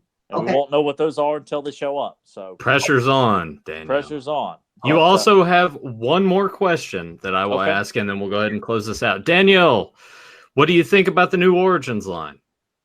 The new Origins line, well, so far from what I've seen, it looks awesome. I love the packaging for it, which our good friends Val worked on, and Nate Barch, Axel worked on it, Tim Seeley. Like, there's a good group of people worked on the packaging for that, and the figures themselves. Definitely, when I looked at them, I got the feels in terms of nostalgia. Like, there's something about when you look at a vintage Masters of the Universe figure, for me anyway, when I look at it, it's like I get this rush of like this childhood nostalgia from the 80s. When I looked at those, I did get that feeling. They look cool, and I think it's awesome that, like I said earlier, I think it's awesome that they're going back to the early roots of He-Man, where it all started. And I'm like, that's really interesting that they're doing the Alcala and the early DC stuff, and they're going to that. I like it. I don't think I'm going to collect it, because for me, if Classics was, I've told myself, like, Classics is going to be my final. This line is so epic and so huge that I can't see myself collecting anything else. The only thing I could see with this Origins line is if they look really good next to the vintage figures, and they start doing stuff like that I always wanted back then, like Strong Arm and Queen Marlene. Yes, exactly. Well, we already got Shadow Weaver from Super 7, but that kind of stuff is what I wanted, like in a continuation of the vintage line as if it never ended. That was what I kind of fantasized about. Like, when the line ended, and then when I got back into it in the 90s, I was like, I just wish the line never ended, and they just kept going with every character. And Classics kind of did that. Classics came back and like, yeah, we're starting all over, but we're going to make everybody, and they kind of did. They still, I mean, there's still more characters we all want, obviously, but they did a really substantial line of figures, and I'm like, I can't start over again. I just can't start. I just can't jump into a new line. I will probably pick up an occasional one here and there. Like, if they release, I'm going to try to get that Prince Adam and He-Man set at some point. I'll probably grab Skeletor, and I think that'll be it for me. Like, I think I'll probably get He-Man and Skeletor, and that's it. Unless they really do start, like, pumping out, like, here's Icer, and here's, but it doesn't look like they're doing that. I don't foresee any Filmation-based characters in there. I don't see, like... I'd settle if it was like a Geldo or Prince Daikon. Just throw us a curveball, something like that. Yeah, that too. That would be cool. Geldor, Lodar, that kind of stuff would be great. Prince Daikon, I want Prince Daikon, but I want him in Classics. I want him in Classics too, like, yeah. Very, very much so. Yeah. In fact, if they release him in Origins and not in Classics, I'll be kind of mad. I'm like, I wanted him in Classics. Like, he's like, yes. It's like I want to pose him on my other Classics figures. She like drops down in front of like the boat to San Diego, saying, "Damn you all to hell!" I really will spray paint on the Mattel building. Just violent tirades, like or Slamurai, or those guys, the '88 wave. The other thing I still want the, like, what is it, Plasma or Hot Shot? What was the original name for the character? Oh, I'll tell you. Okay, so that was a situation where we got Val, me, and Eric each kind of took characters and named them because they didn't have names. So I came up with the name Hot Shot because I came up with his power. He's plasma, like kind of like Cyclops or Havoc from the X-Men. Like, yeah, it can shoot plasma blasts, and he can create plasma weapons. And so he had an H on his chest though, originally, and I was like, let's call him Hot Shot, because he can shoot these hot plasma blasts. And Val liked that idea. He liked the name. We kind of went back and forth a lot with some names, and Val, he made the final call on that. And actually it was between him and Super 7 and Mattel. And Val was like, I like Hot Shot. So we went with that. The problem was when we looked up the trademark for it, stuff, you got to look up trademarks. There's a lot of research that goes into this stuff. Like, we have to provide these lists of references and do trademark searches for all the names that we use. It's a pain in the ass. But Hot Shot is trademarked by Hasbro. They have a trademark for a Transformers character named Hot Shot. So there's an existing toy called Hot Shot that's trademarked by Mattel's chief competitor in the industry, Hasbro. So like, this is legal issues that we don't want to get into. So then on top of that, we had to change out the hero armor as well. I don't remember why that had to happen, but we had to get rid of the hero armor, so he didn't have an H on his chest anymore. So I was like, okay, so what Eric wrote the bio for him, and I think I had suggested we use that we put Hot Shot in the bio as his nickname. Like the other heroic warriors call him Plasmar. We gave him the name Plasmar because Plasma kind of fits Extendar, Stonedar, like there are characters that have that AR at the end, so like and he's a plasma-based character, Plasmar, and then his nickname is Hot Shot because we couldn't call him Hot Shot because of the Hasbro thing. Gotcha. That was why we had to change it. It is I like the name Hot Shot more. I do too, because when I heard Plasma, what the? I was confused because I never got any explanation about that. So I thought that's why that had to happen. I like Plasmar too, but it's fine. But Hot Shot just rolls off like it's catchy. And it fits his personality because he's kind of Val kind of came up with the idea that he's badass. Like he hunts snake men. Like he's like he wears their pelts and stuff. Like I was gonna say like he's got pants that made out of snake skin, so he wears what he kills. You know? Yeah. He's like, and Val came up with the coral snake pattern for that and stuff. It's like he's like the Punisher almost of the snake men. You know, he's like, I mean, of the heroic warriors. Like he's kind of more of a real badass kind of character. I also came up for that one. I also had suggested that we make him give him a Latino skin tone to make. It was like he looks just like Fisto. Yeah, he looks like Fisto. I'm like, how do we make him look different enough? And I was like, how about we make him a Latino based character in terms of his appearance, because there are no Latino based characters in the line at all. Like, I thought that was an excellent touch too. Like that's why I thought he was such a memorable character, because you guys, you know, because it's just Fisto's face, but I thought I like that, making him an Hispanic character. Like that's a great expansion. I like that. You don't have, and then Val came up with I love the color scheme for his armor. Val came up with all of that, the snakeskin pants, and then the armor, the green and the white, that sort of like mint green color that he came up with, It actually, if you look at it, he kind of pulled from the colors of the Mexican flag, I think, for that. A lot of the inspiration from he was definitely pulling from some interesting sources for it.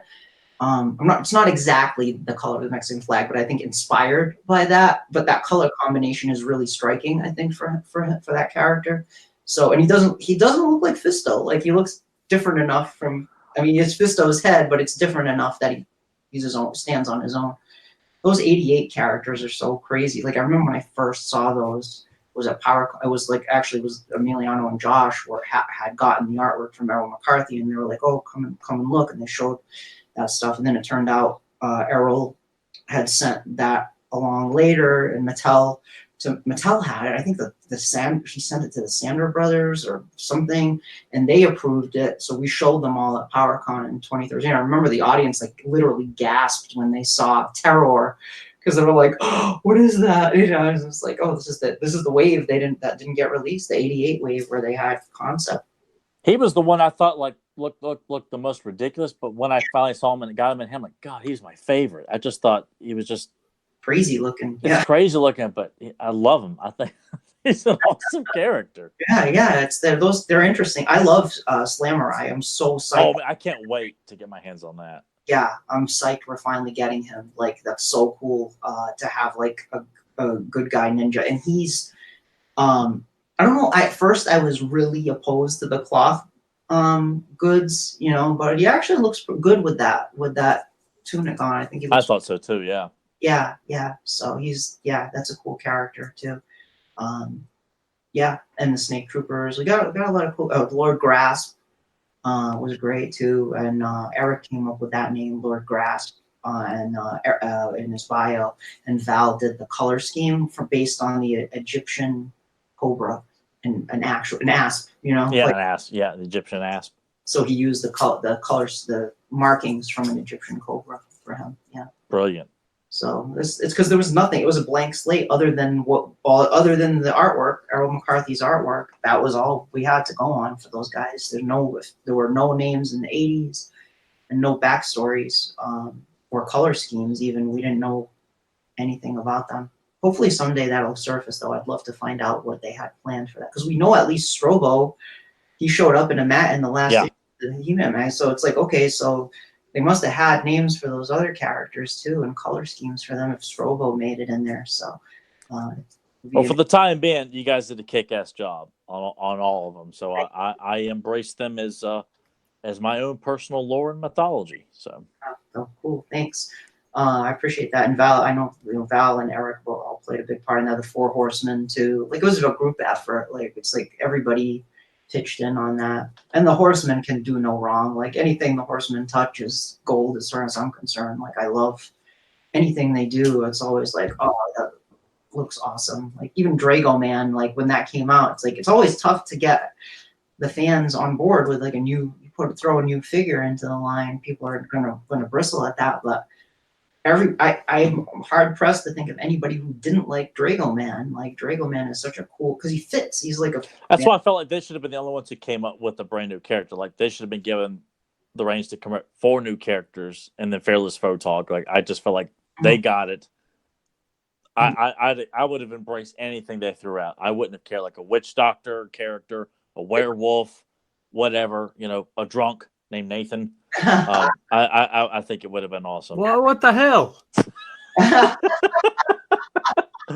it's like, hey, you know what? If they want to do a character that is like the drunkard of the universe and call him Nathan, I would be absolutely honored. If you look like me, you've had your face on plenty of other things. Hey, I have no problem if Kevin or Axel wants to incorporate you in any of my little adventures as well. There's room for everybody. I'm not. It ain't just about me. I love collage pictures, so we can get Nathan in with a big thing of ale and a battle axe or something. There we go. Like that, There we go. I think Joe should make a custom figure of that. That'd be awesome. But then we would have to pay him for it. He wouldn't just give that to me for free. Well, it will paint a sob story at Christmas time. Maybe he'll just want to donate to it or something. Just send him some chicken gizzards and there you go. Yeah, just send him food. Yeah, I'm sitting here messaging him. I'm like, hey, if you're available, if things are cool with whatever you had to do, if you want to come back, you can. Okay, maybe he was just hot with the mask. I could be, because I hope it was okay. I hope I didn't. We just need to get him. He had get some him the stuff he had to take oscillating care of. fan. We get him the oscillating fan and an AC, and AC. Yeah, I gotta get. It'll be all good. I do have. I have a question, Danielle. The risers that you have behind you for your figures, where'd you get those at? Oh yeah. These are actually. You guys have Bed Bath and Beyond where you are? Yes. We do. Yeah, Bed Bath and Beyond. They're like $5 or $6 a piece. They're spice racks. They're made to just put spices on them, and they sell Done. plastic. They should be in like wherever they have the spice rack stuff. They should. Oh yeah, I'll make sure to go there, because I've been wanting, where I have all my classics in this glass case here. I felt like it would be better if they were like set up stacked like how you have them, and kind of give me more space and give me availability to sort of create more. Yeah, they work pretty well. They have like a little rubber. So it's like they don't slide around. I wish they were a little higher so you could see the figures in the back a little bit better, because some of the figures in the back are kind of obscured. Someday I want to get. I can't afford display cases, but someday I'd like to get like display cases for the whole collection with lights and stuff. Yeah. When I have my own house and stuff, if that ever happens. Well, if you go to IKEA, they have like the glass cases. I think they're about $60 a pop, and then you can get the lights that will be like the strips on each shelf. I think those are about $25. So okay, but I wonder how many of those it would take to contain an entire classic. Yeah. I mean, honestly, you're probably looking at about 6 to 8 at least. Okay. For about. Val's gonna have to start paying you. Yeah. Hey Val, where's my PowerCon tape? My fat PowerCon tape. Yeah, I think he owes you several. Val logs out right when he's out of the chat room. No, he's still here because he said Nathan was drunk skunk in disguise. Drunk Hey, skunk. oh yes, there we go. He's like the good guy according to Sincor. Yeah, oh, that's Great. awesome. That was a mascot that Val came up with for. He used to do these San Diego Comic-Con power parties at this Irish pub, and it was like always fun. Like it was like kind of like a mini power con. All these fans would go, and he usually would get pretty blitz. And Val came up with a mascot for that called Drunk Skunk, and it was like Stinkor's cousin who was like drunk all the time. And he was like, he even made a sign with Drunk Skunk passed out and stuff. One year we had an 80s cover band, and they played the He-Man theme. And one year and the other 80s songs. And one year he had karaoke. We had a karaoke party, and it was like people saying all kinds of stuff. It was fun. Tyler, we have to go. Yeah, well, yeah, PowerCon for sure. We should.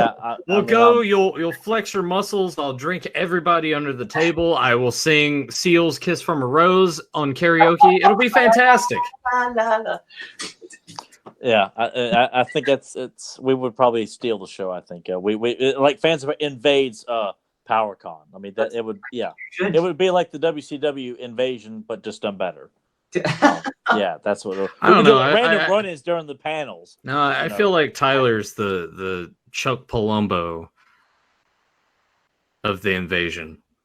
That's not going to go over with anybody in this chat room or anybody who listens to this podcast. I think Val gets it. He understands.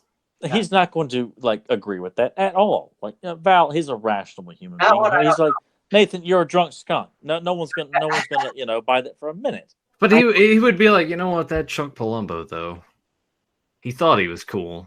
That one I don't know. I know I watched wrestling in the 80s, from like 1984 maybe until the Undertaker became a biker. And then all right. How about this? How about we just say that Tyler is the. And it was mostly WWF at the time. Like, let's say that Tyler's the Coco Beware. Okay. Of fans of I know. That makes no sense to. Yeah, it does to me. It does to her because she's laughing. She gets it. She understands. Well, because she's just trying to make you feel better. I know who Coco Beware is. And he had Frankie the parrot. Yeah. I remember him. Yeah, but I mean, come on, Nathan. We all know I'm immortal here. We've got, these, they may not be moving right now, but they are pythons. Oh God. Oh. Okay, now I also got a little bit of that wave. Exactly. I'm just letting you. I could do this all night. Yeah. So we will wrap it up. Can you though? On that note, we will wrap it up. Snake. There's just a nice snake pun there for you. But what? Are you done? I'm just trying to hold back the arroz con pollo I ate earlier today. Nathan, who's that carded wrestler you have back there from the LJN? Carded wrestler. Oh wait, you're talking about the frame over here? Oh, it's a frame. Oh, okay. Yeah. No, it's the Brutus Beefcake poster that came with the LJN. Poster that came with okay. Okay. That's right. I'm breaking kayfabe. Yeah, there is actual Brutus Beefcake figures on that shelf. No, I'm not proud of it, but I thought it'd be a nice gag. It's like, what, you hate him? I'm like, yeah, I do, but that's Steve Gutenberg. He was in a tag team with Greg the Hammer Valentine, or did you hate him when he became the barber? I've just always hated he like the only reason he ever had a prominent place on the card is because he was like Hogan's buddy. It would be like if we went to PowerCon, and I showed up and everyone's like, yeah, and then like Tyler's back there because Tyler's obviously the beefcake of this entire team. He is the Marty Jannetty. Clearly, and Nathan would be the one to throw me through the barbershop window. So yeah, absolutely. And then you would beat me for the IC title, and then I would win it back, and then you would just disappear into obscurity. Yeah, I would go on drunken tirades and get fired left and right from Maybe Val would hire me for roast Google at a symphony, and he keeps letting me go and bringing me back, letting me go, bring me back. And You are the Virgil to my $1 Million Man. I don't know. We keep going through this every There's week. going to be an opening because I'm pretty sure Val's going to fire me from roast Google after this podcast. Well, you're in. You're in. You're in. Yeah. Well, So there's going to be an opening for roast Google for you there, Tyler. You can. Man, now that would be something there. Yeah, I could bounce ship and just play the Danielle part where I'm not picking sides or anything like that. I'm strictly just a neutral character in this community here. And oh yeah, that would last about 5 seconds. Oh yeah. I believe me. I'd have to, I'm sure Val would have to pull me to say, look, Tyler, you can't say that, you can't say this, you can't do this, you can't do that. And I expressed my opinion. no, but I feel like I probably, because I feel like I get because you guys do express your opinions, but I feel like I probably would have to be pulled back quite a bit if I was on roast Google, because I can get pretty hostile and ugly. I know I can. So, and that you guys hold that podcast to a certain standard, so I would have to maintain that, which means I'd have to be checked before going live or recording or something like that. I think. I don't know what Val put in the chat, but it says TU and then ER. TUER. Yeah, do you see that in the chat? TUER. He's got a semicolon in between too. Tyler's segment would be edited down to 45 seconds by the time I'm done. That's what Val has said. That's accurate. Wow. Well, at least it's better than nothing, I guess. To say I finally made it to Roast Google podcast, and that would be something. I'm trying to think what that TUER is like. Now I'm like, what is he saying? Well, he said he had his hand on the keyboard correct. Oh, I thought it was like a coded message that he was sending. Yeah, like it's probably like Danielle, embraced, get the fuck out of there. I don't know where this is going. Please leave. Never come back. Let it end. Let it end. We've almost gone 3 hours, by the way. God, yeah. I still have to feed my dog. She's like looking at me. She's like, Tyler, let's go ahead and wrap this up. I didn't see any quote from Zentron. Well, I can't imagine anybody's even left in the chat room this point. There's still 20. There's still 20. There's 20 people watching right now. I was like, I drove everybody away. Sorry for being such a blabbermouth. No, so I'm sorry. I can't. If you want to listen to a He-Man podcast, you want people to sit and talk about stuff. I mean, I figured to me, like when Roast Google would go like 2 hours, like, oh, this is great. I got 2 hours of He-Man stuff to listen to. So I was all about longer the better. It's harder for Val to edit those, though. That's why it was like kind of stopped for a long time. Because I thought Val was just being nice. Like, man, they got a lot to say this way. No, he's just lazy. Well, it's like going for an hour. It's easier. It's definitely like the turnaround has been a lot better. But we don't edit it down here because I am lazy and I'm not going to cut anything out of this show. Yeah. But I like that too, though, because that's like very spontaneous. I love improv, so it's like we're just like improv. To me, I feel like it has to be. If Joe knocks over his stuff or Tyler gradually slips out of frame, who cares? That's the way it needs to be. Yeah, we're the Salt of the Earth podcast. But every podcast has its own, and that's what I love about He-Man podcasts. Like everyone has their own distinctive feel and style to it, and I think that's what's awesome about. I listen to all the He-Man podcasts, pretty much all of them. There are a couple that I don't listen to as often, but like you guys, Podcasters of the Universe, I listen to all the time. There's Steve and Jeremy. Like they're always having, it's like a party every week with those guys. They're having every time. They're like having a good time over there. And then are we not having a good time in your? Oh no, yeah, obviously. Well, I mean, Tyler has a tendency to just bring the room down. You guys have a really great banter with each other. Everybody has a really interesting personality on the pod. You guys have like very strong personalities and you fit well together. I think the way you talk, and you definitely have a different approach in terms of like the things that you talk about. So I think talking like we're going to talk about this comic from 1986. Like nobody ever reviews those comics. Or today we're going to dive into this episode, or we're going to discuss this character. So I think that's a really interesting approach to it because nobody's really doing that. That's something nobody else is doing. So definitely keep doing it. Like you hear that every Masters podcast? Step it up. I wish we are I'm kidding. trailblazers. I'm kidding. I'm kidding. I look at that. I'm like inadvertently feeding in, and immediately I was like, oh my. I can feel your anger there, Nathan. You guys are definitely the angriest podcast. Oh, I'm not going to deny that for a minute. You know? Yeah, I take great pride. Tyler's pissed off today. Like, how many F-bombs did Joe drop in the last 5 minutes? Whoa, like that episode where you guys talked about Thundercats roar, and I was like, I think that was the first time I ever heard Joe swear, and it was like, wow, he really like made up for all the times I never heard him swear, because it was like. And then after that, it was like anytime anything else happened, he's like, well, I already did it. May as well just keep going. The gates were open at that point. Yeah. So, and then I wish I could listen to the German podcast because they've been going for a while, but I don't understand what they're saying. But they're a really popular podcast, the He-Man Quartet podcast, and there's the Progressive of Power podcast, She-Ra Progressive of Power podcast. I've listened to a few of those. Don't listen to every episode, but my friend Jacob from the He-Man community, he's been a guest a few times on there, and they do some interesting stuff, like they role playing games based on the He-Man characters, and they do like a live podcast based on that. So then they interview a lot. They're big into the Netflix She-Ra, so I know you guys would love those episodes. So I really They could have it. So some of that, there's a lot of Masters Cavs, of course, is the first one. They'll do a new episode, and they were the first He-Man podcast, and they were. So it's amazing that there's like so many He-Man podcasts there. Some come and go. I miss some of them, like Global Masters, and what's the other one?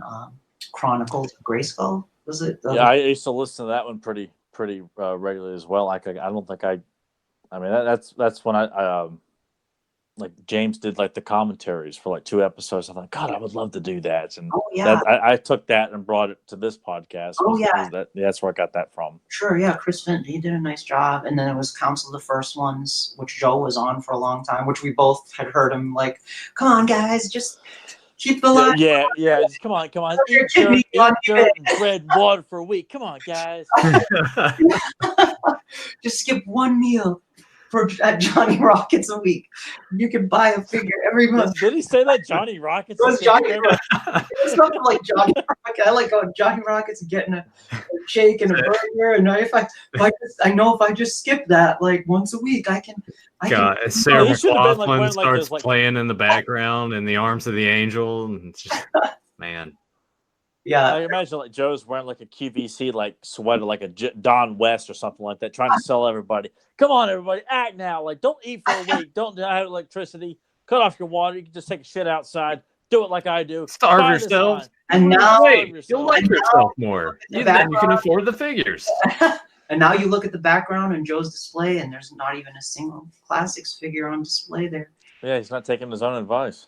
See, Joe, you should go back and listen to your old episodes of Council of the First Ones. Joe Amato, the Tony Little of Fans of Power. 2012, Joe Amato told me to buy the figures I'm missing. I used to get pissed off at him when he would do that. I'm like, who the hell do you think you are? Telling me, were you guys like in conversation at that point? You were listening to this like, Joe, you son of a bitch, what are you doing? Yeah. I had no idea who he was other than because I remember listening to Roast Google, and when Danielle referenced him, okay, this Joe Amato, he seems really popular in this fan community. Other than he likes meat orders and he makes customs, that's all I knew. Little did you know. Little did I know. Here I am. I'd be doing a podcast. Was because I mentioned Joe? You heard that was where you heard about him? Well, I knew of him, but when you made a point to mention him by name on Roast Google one time, I thought, okay, this Joe, if she's mentioning him, he's clearly a lot more well known and popular than I was led to believe. This guy's telling me, eat scraps off other people's tables.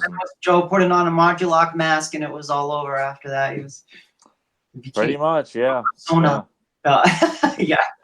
No, I enjoyed listening to Joe on there because you could feel his enthusiasm coming. Oh, and I appreciate too that they would do like that podcast, kind of like a kind of like a bio podcast where they would discuss like the many different interpretations of the characters. Sure, yeah. And it just kind of died off. I thought, well, that's the kind I want to listen to. It's all about the details and discussions and stuff like that.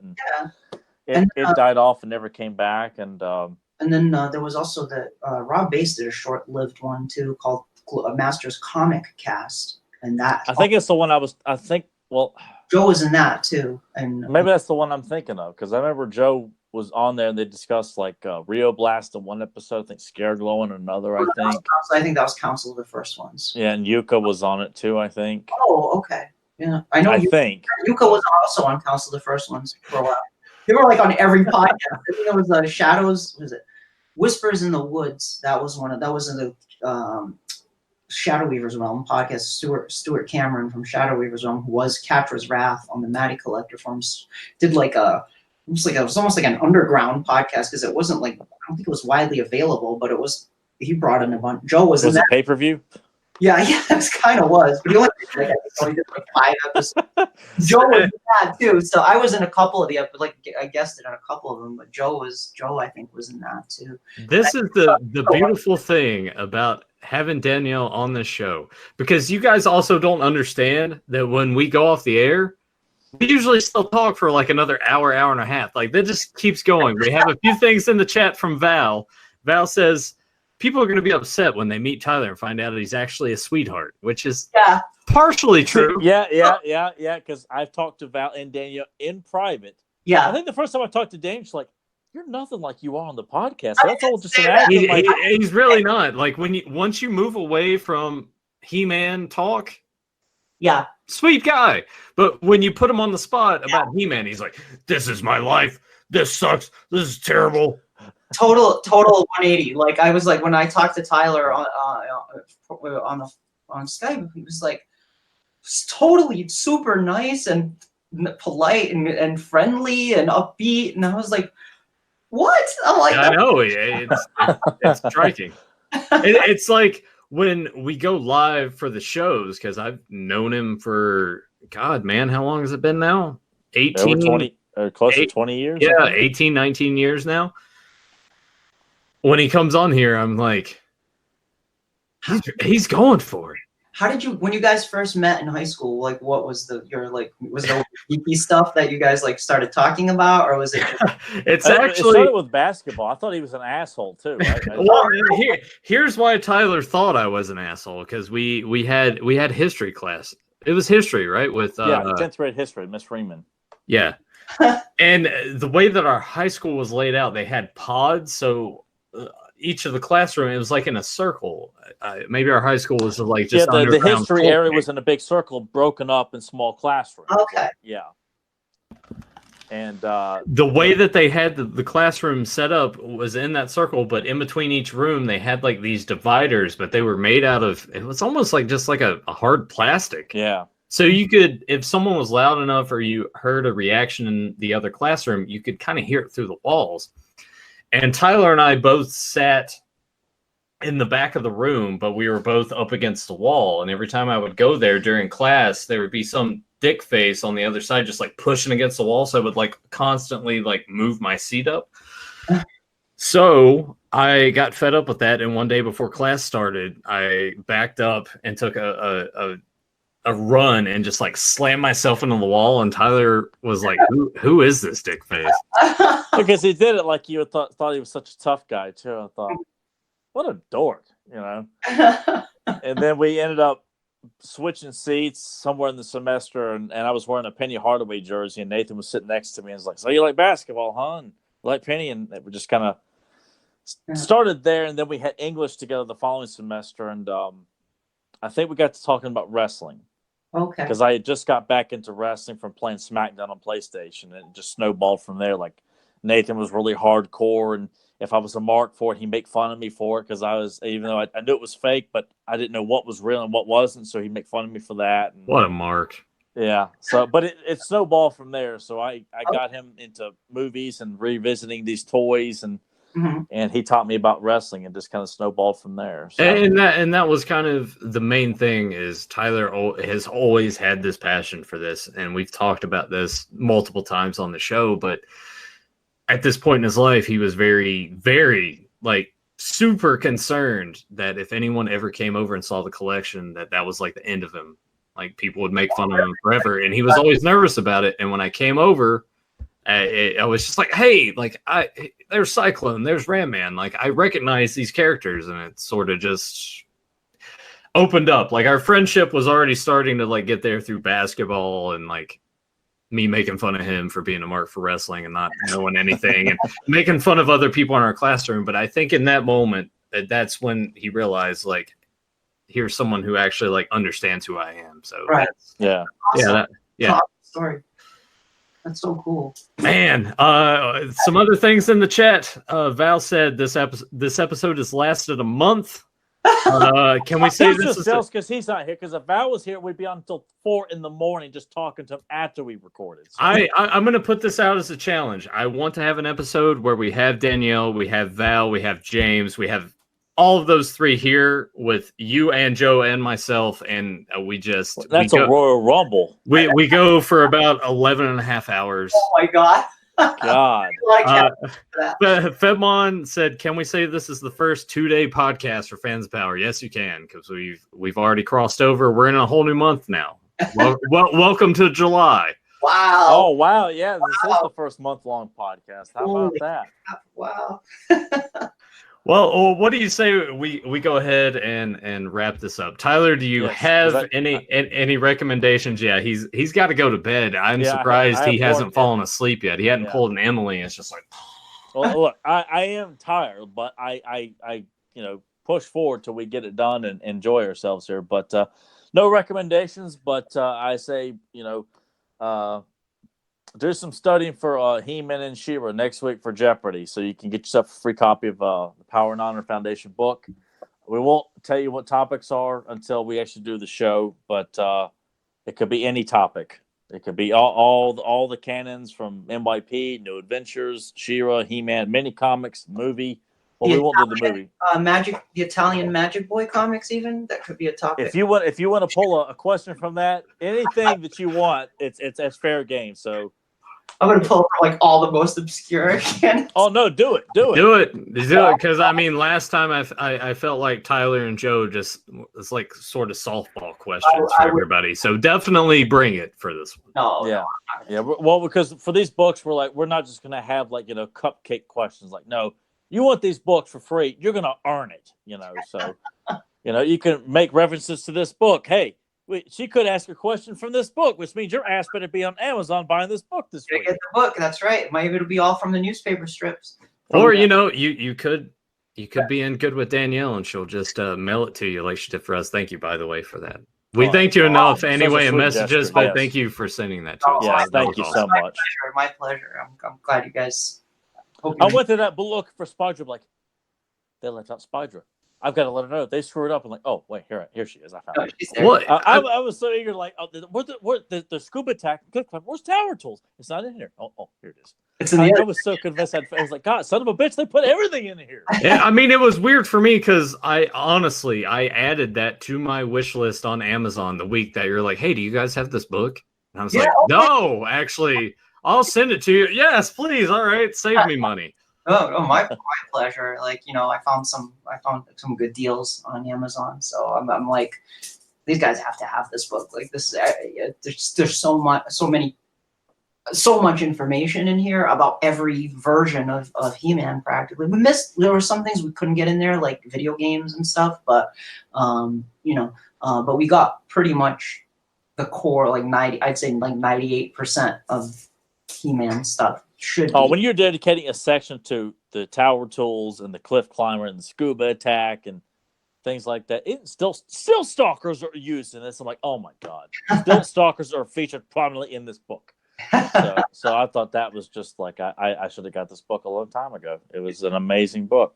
So it's like a little like an encyclopedia kind of a thing. It really is. So people, if you still haven't gotten it, get your ass to Mars and order a copy of this book, because it's well worth your time and your money. It really is. Get your ass to Mars. Is this Total Recall all of a sudden? It just sounded good. It doesn't have to make any sense. If you listen to this podcast, nothing I say makes any sense. Well, speaking of sounding good, if you guys are new to this channel, Please hit that subscribe button, ring the bell so you get notified when we go live for Fans of Power. Usually it's Sundays, 9 p.m. Eastern, but yeah, you never know. If we have E-Talk on, if we finally get Axel on, then we'll go earlier. So definitely do that so you know when we go live. Check out all the links down below. You can download us on iTunes and Podbean. And you can download your own Joe Amato mask. I feel like more people need to do that. So make sure you click on that. Danielle, it's a pleasure having you on. Thanks for being here. God, this was like this is definitely the longest episode of Fans Power in history. But it's fine. I feel like if you guys didn't get something from this, then there's something wrong with you, as Tyler would say. Blow it out your ass. Yeah, you can go to hell. Yeah. Come on, people. Did I get all the sound bites? Yeah, you got it all. All right. Well, thank you guys for joining us live. There's so much activity in the chat room, and Val popped in. So if Val popped in, something's going right. Hey, we're doing something right. And Val's taking time to come be a part of this recording here. I think Val thinks we're all right. Either that or he's like, I'm taking notes of everything Danielle said that I'm gonna probably. Or he's stealing from our podcast so we can take it to Roast Scooble and claim it off as your podcast. Are you in Boston all of a sudden? Tyler's transforming into Mark Wahlberg. Everybody, what? Get out of here. You said padcast. I say padcast. I'm not talking like I'm a Bostonian here. Dude, guy, come on. Yeah, come on, guy. You gotta talk like this guy. It's like coffee. Do I need to bring Emily in? She's from Boston. She'll hit you with all the car. Get in the car. Dude, get it. In the car, not too far from the bar. Val Staple says he's working on the lawsuit right now. So bring it on. Lawyer up. Myself, and I got my diploma in night school too. So. You bring it on, man. I will be. He went to night court. He went to night court. Bull was there. He did the Two-Face voice. Everything was cool. Oh, it was awesome. Well, we hope you get. We hope. Do what? You say he did the Two-Face voice? Yeah. Oh yeah. He did for me. Yeah. Who did? Oh, Richard Mole. Oh, that's awesome. That's so cool. That was badass. And he didn't even have to think twice about it either. Like Tyler went up to him and was like, "Hey, Two-Face," and he just went. Yeah, he just started thanking him in his Two-Face voice. Oh, he was such a good Two-Face. He is the definitive Two-Face. Nobody was going to come close to that. Yep. Speaking of which, Danielle, we gotta bring you back to Capes and Commentaries for some Batman talk. Whether it's animated series, Batman Returns, like we planned, we'll figure it out. Sounds good. Let's do it. Well, we hope you guys enjoyed this super extra long 2-day, month-long episode of Fans of Power. And until then, have a powerful day. A buck? How do you manage a buck? All right, that's all on you, Danielle. Me? Oh, wait, put me on the spot. Hey, guys, thank you so much for having me on the show. Great. She's completely breaking the moment. Journey. You got to guess this quote. And no one's really supposed to ever guess it. It's just my sign-off. Wait, say it again. Say it again. A buck. How do you manage a buck?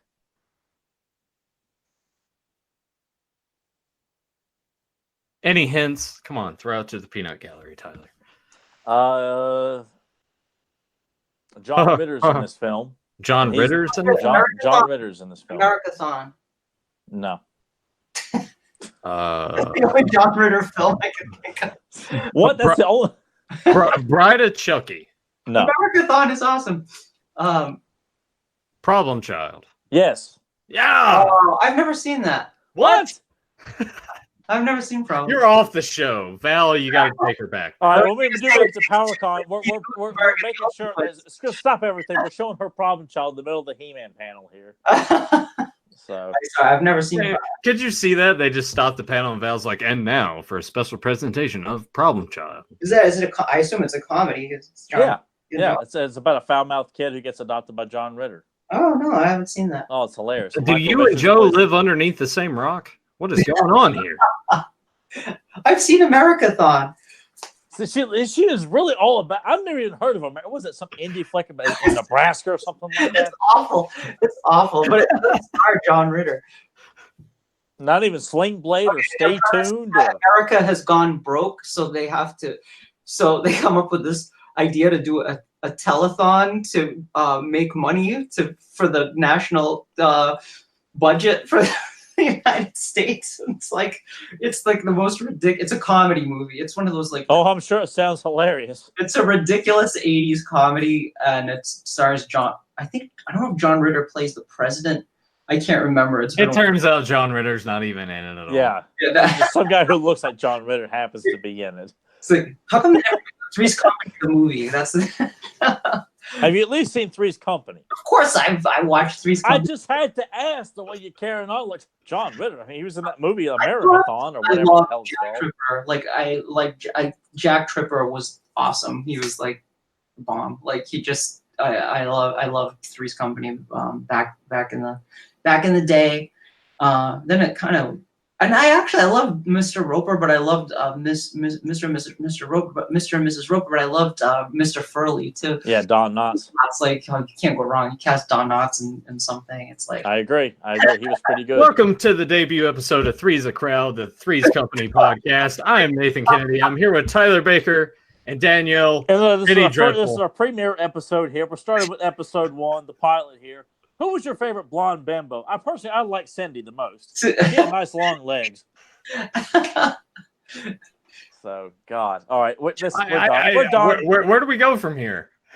I got to go to the bathroom, then bed. That's where I got to go from here. I got to feed my dog. She's like over here just staring at me for the right, everyone has to feed something or pee in something. So until then, see you next week. Thanks, guys. From us. Bye, guys. Later. Thank you again.